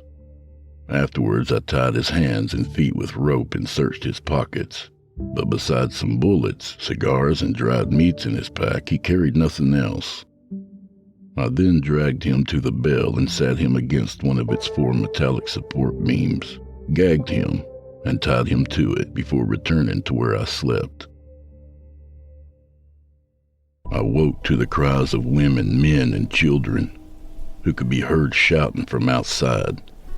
Felipe was still tied to the bell, his eyes wide with panic. Standing at the window, I saw the clouds were dark, blood red, turned as such from the blood moon, which had risen in a fiery red haze, with whiffs of emulsion-like clouds floating before it. Dark shapes moved around below the tower. Felipe's muffled cries drew my attention, so I took the gag out of his mouth. "What is it? What's happening?" he asked. "Is the monster back?" "There's something out there." Now back at the window, I noticed that the jungle was sparser, more maintained, and the ruins were intact. No, it can't be. What? The panic was as crisp and cold as ice in Felipe's voice. Grabbing and lighting a lantern, I rushed down the stairway, pistol in hand. Outside, shadows rushed by me, and when they came closer, I could see the moonlight reflected in their eyes. There could be no mistaking their features. These were Mantecan people. "Hey, excuse me!" I stepped in front of one of the women who was ushering 3 kids in front of her, but they passed through me as if I wasn't there. I found a group of men stood before the other side of the bell tower. One was dressed in animal skins, such as the Mantecan priests. He wore a jaguar pelt over his head. In front of the priest stood 4 warriors, surrounding a man whose hands were bound behind him. They led the prisoner up into the tower, leaving behind a group of men and children who were crying after them. what I guess must have been the poor man's family. Following the priest into the tower, I saw the man being placed before the bell, where his hands were strapped by rope to the metal support beams. "Free me, please," hissed Felipe, staring in horror at the Mantecan warriors and priest as they began dousing the man in oils and placing oddments around his feet, such as meats, grain, precious metals, and bottles of colorful liquids. "Don't leave me here."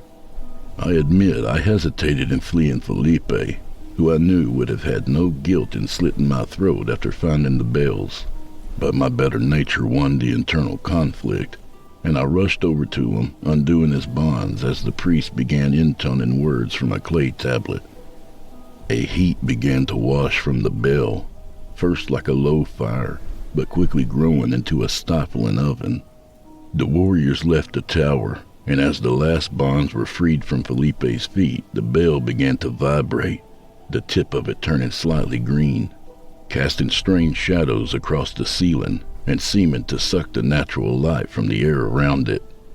Felipe stood, and we moved away from the bell, too awestruck to even consider leaving the tower. The bell was now fully glowing, the tip having turned so bright that it was more white than the sickly green, and the shadows on the ceiling had deepened, swirling and forming into shapes of long-limbed animals, or should I say humanoid forms with animalistic features, eagles' heads, serpent heads, hunched spines, and talons for hands. I felt Felipe pull me closer and shout into my ear, "We must leave!" But I shook my head, transfixed as the words of priest were almost washed out by the gathering thrum of vibrating bell tolls in Russian air, which manifested itself into a deep, powerful voice that joined in with the priest's chanting. The man who was being sacrificed pulled back on the rope until his wrists were bleeding, and now his skin began to smolder, with thin wafts of smoke trailing up from his hair, and then his eyes rolled back in his head. He went rigid, spine arching backwards, pushing himself up onto his tiptoes. But then, to my horror, his toes left the floor, and he hovered in place. A faint red glow shone beneath his chest cavity, and the priest, seeing this, took out a long cylindrical object with one end sharpened and pierced it into the man's chest. Instantly, blood spurted out and onto the bell, but instead of landing on its surface, it began orbiting around the bell, glowing in a bright red hue. Shadows on the ceiling took on a three-dimensional form, reaching their long limbs down towards the trailing bloodstreams that were still increasing as the blood flow grew heavier. The man's hair was now beginning to catch flame. His eyes had stopped rolling, and now water leaked from them. No, not water. His eyes were the liquid dripping down his hollow cheeks, drying out and being vaporized. It was just as the shadows reached the bell and the man's skin took flame that Felipe grabbed me by the arms and pulled me down the stairway and out of the tower and past the horror-stricken Mantecans. I sit here now at Felipe's camp, taking record of events with trembling hands. Felipe does not speak, but has made no move against me. The towers, all 12 towers, grow brighter, shining throughout the valley. I sleep tonight to the screams of the ancient dead. I awoke with a revolver stuck to my head. Felipe had taken my gun in the night, but instead of shooting me, he moved away. "I'm leaving. I'd rather take chance with the monster than stay here. I'm taking the guns with me. Are you coming?" I saw that he had readied the lantern and all of my supplies. He must have returned and taken them from the tower. He now shouldered the pack. I shook my head, knowing that there was little hope of living even if I did make it back through the caves. Felipe nodded. "So be it. I will send help back if I can." And without another word, my traitorous travel companion turned and entered the mouth of the cave, the revolver pointed ahead of him. I am now alone, and I am scared. After waking this morning, I had explored along the tree line for some hours, seeing if I could find anything to eat, but this place is barren. It was near noon when I spotted a figure near a rock pool. As I neared, it turned and ran, but I could guess by its bulky shape that it is a man. Being much too weak to chase the figure, I ventured to the pool and found footprints that were definitely human. Picking up a stone, I began etching into a large boulder, "I mean you no harm." I held no hopes that this man would understand my message, but I could think of nothing better. After returning to camp empty-handed, day passed into dusk, and as night drew in, a yellow moon rose, and the 12 towers turned its sickly green color. The jungle was once more filled with the screaming voices, and I spent a fitful night in a hungered, terrified state. Once dawn crept over the land, I journeyed back down to the rock pool, which took me somewhat longer as my body was nearing exhaustion. But what I found by the pool made me sit and stare for some moments. Along with bananas, dried meats, and 2 flasks of water was a piece of paper weighted down with a stone. Picking this up, I had only time to read the writing before collapsing. "My name is Nathaniel Wright. Please take this food. I mean you no harm." I was awoken by water being splashed upon my face, and after wiping my eyes, my vision focused on an image that made my head spin. There, standing in front of me, aged almost beyond recognition, was my father. He frowned down at me. Are you all right? You fainted. Here, drink this. He handed me a water skin which I drank from and found my voice. It's you. You're dead. I think not. Do I know you? I stood then, wiping the dust from my clothes. You don't recognize me? I'm not surprised. It's been a long time. His face was deeply lined, gray hair fell down past his shoulders in a tangled confusion, and he was rather gaunt, with deep dark shadows around his eyes. Those eyes now filled with recognition, followed swiftly by horror. No, it can't be. Nathaniel? What are you doing here? You shouldn't have come. He fell into a fit of panic, turning and walking swiftly away, clutching and pulling at his hair. I followed until we reached a large ruin where I had camped, and he shook his head, looking around at the jungle. He entered the library, searching frantically through the pile of clay tablets at the rear until he picked one up and pointed a finger, muttering more to himself. Ah, yes. The passage of the blood moon was last night. My slip out of the void mustn't have been noticed. They will be thirsty. Yes, indeed. Who are they? I startled him, making him jump and drop the tablet. At that moment, I fully realized how changed he was.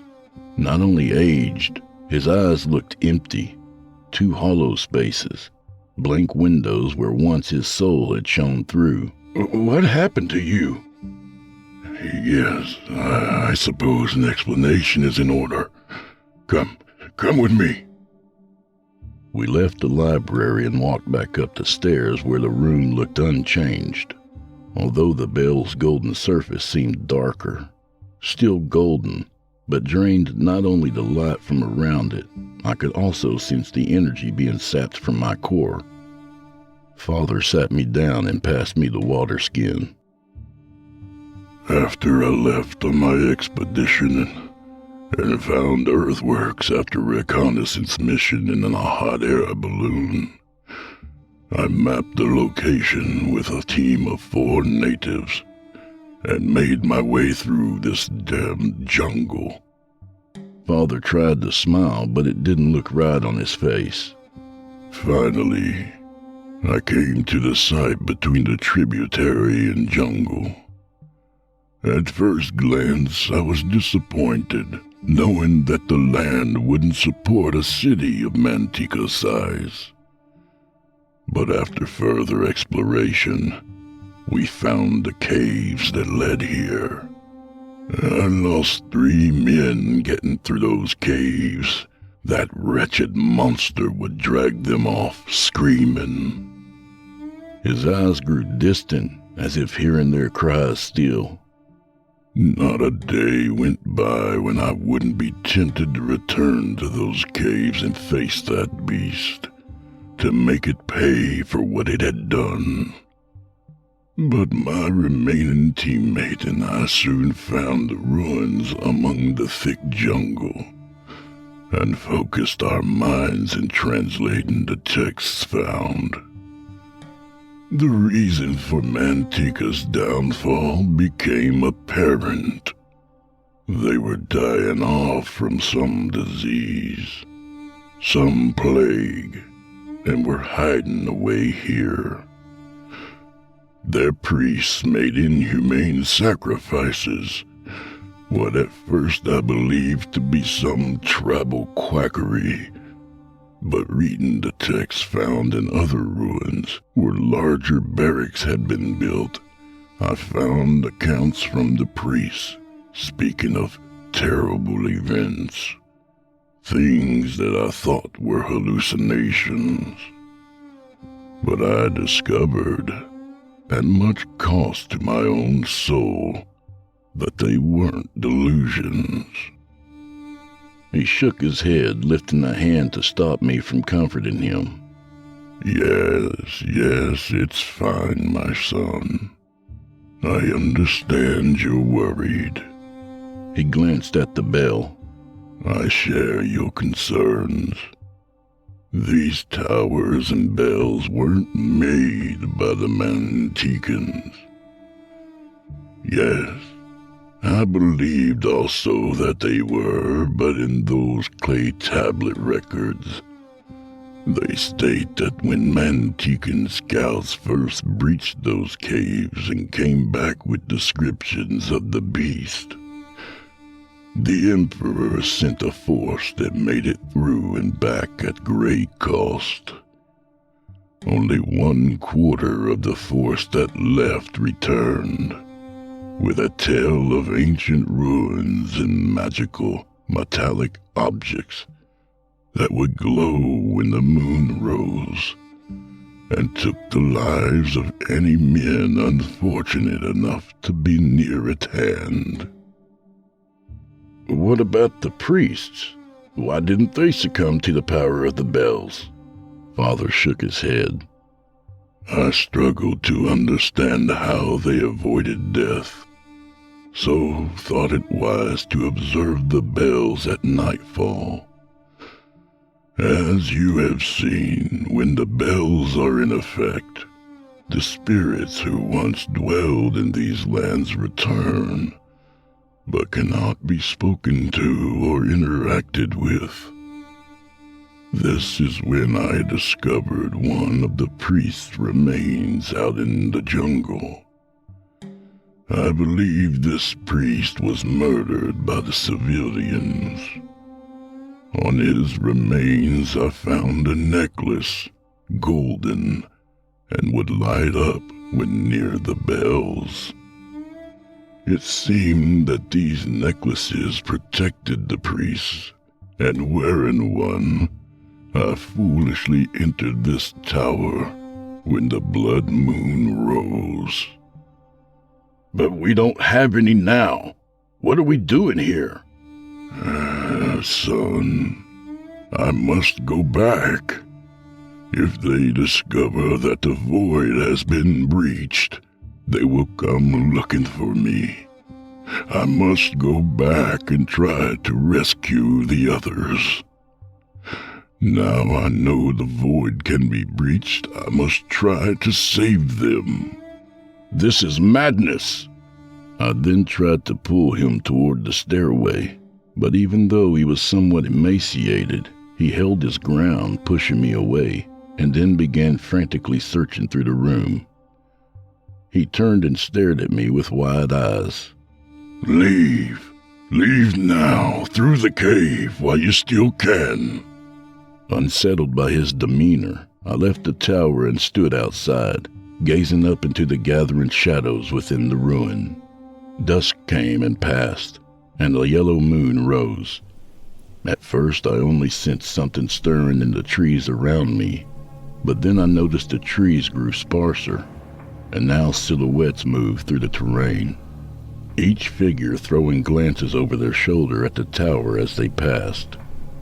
That was when I heard the screams.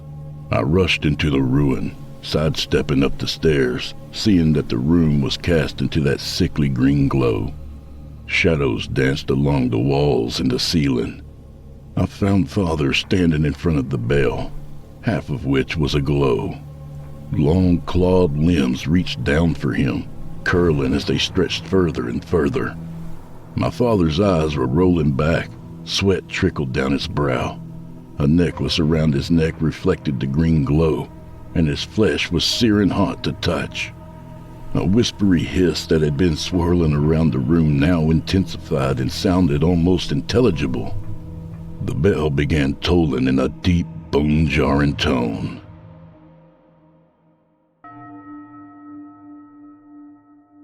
Doom went the bells of Manteca. Doom spoke the bells. Death hungered for the beating heart of man, woman, and child. Hungered for their still haunting spirits, and my life was at an end, for the bells of Manteca spoke doom. On the front of the bell, about 1 hand in size, was a small black square with gray grids running along it. As my father's screams intensified and his back arched towards me in agony, the window grew larger until I could see shapes slithering around behind the gray grid lines. The red glow on Father's skin began to sift out, floating towards and into the window, which was by now the size of a doorway. The red mist landed on the grid lines, which began rotating and pulled away, disappearing. With a loud grinding noise, the door slowly swung outwards, and blinding green light flashed out through the doorway in flickering spears of white, making me shield my eyes. That voice that spoke then was like no voice I had ever heard or could ever imagine. Cold, razor-sharp shards of dark marble slid over my soul, rending gouges and filling them with a putrid substance that wiggled its way deeper, a burning tapeworm that settled in my heart. A dark figure appeared among the green light, and what at first I thought another human now manifested itself. Its eyes were large and inky as a seal's, with 3 small elephant-like trunks. Its ears were large and pointed like a bat's, and upon seeing me, the trunks peeled back, revealing a set of fangs beneath, yellow and jagged, as long as my fingers. It lifted its arms, pointing not with fingers and hands, but a mass of writhing tendrils, instantly recognizable as flesh.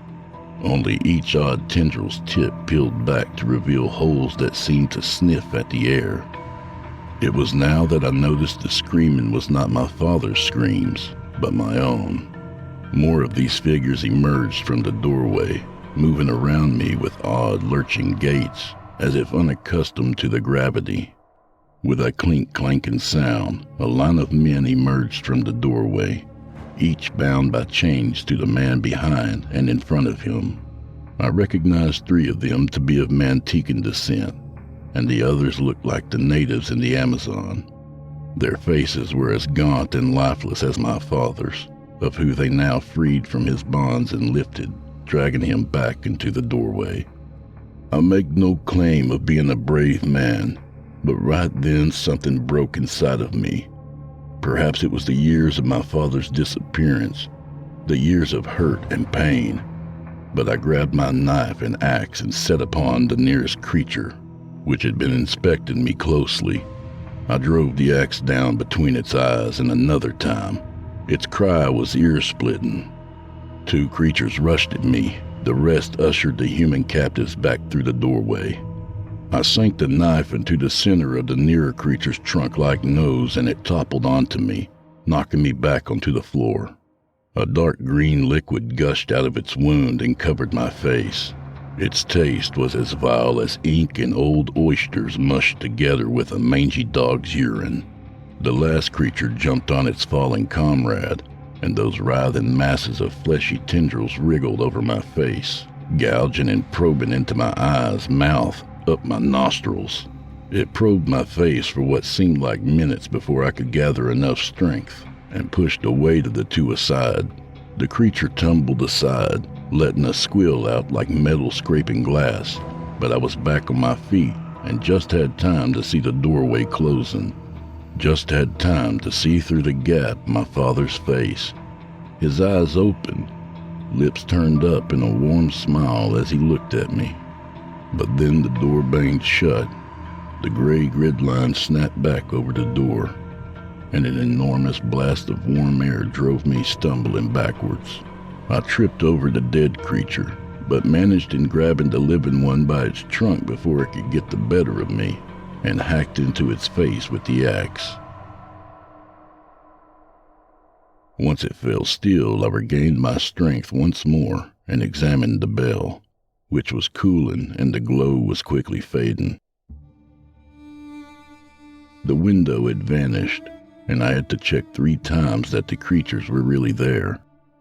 The night slowly passed into morning, and I have armed myself with 4 sharpened spears, and am taking note of all that is transgressed last night. With the sun shining so brightly, it is hard to believe the facts that fill these pages, and I fear that whoever finds this journal will think that I have lost my mind. Hopefully, Felipe has made it safely through the cave and will return with help. Whoever shall find these notes, please send word to my mother, telling her that Father lives, and I am going to try and save him. I found the necklace. Father must have dropped it when being carried through the doorway of the void. I am entering through the bell tonight. I am sacrificing myself for the infinitesimal chance that I may one day return with my father, and together we shall return to London with the bells of Manteca. Together. God, give me courage.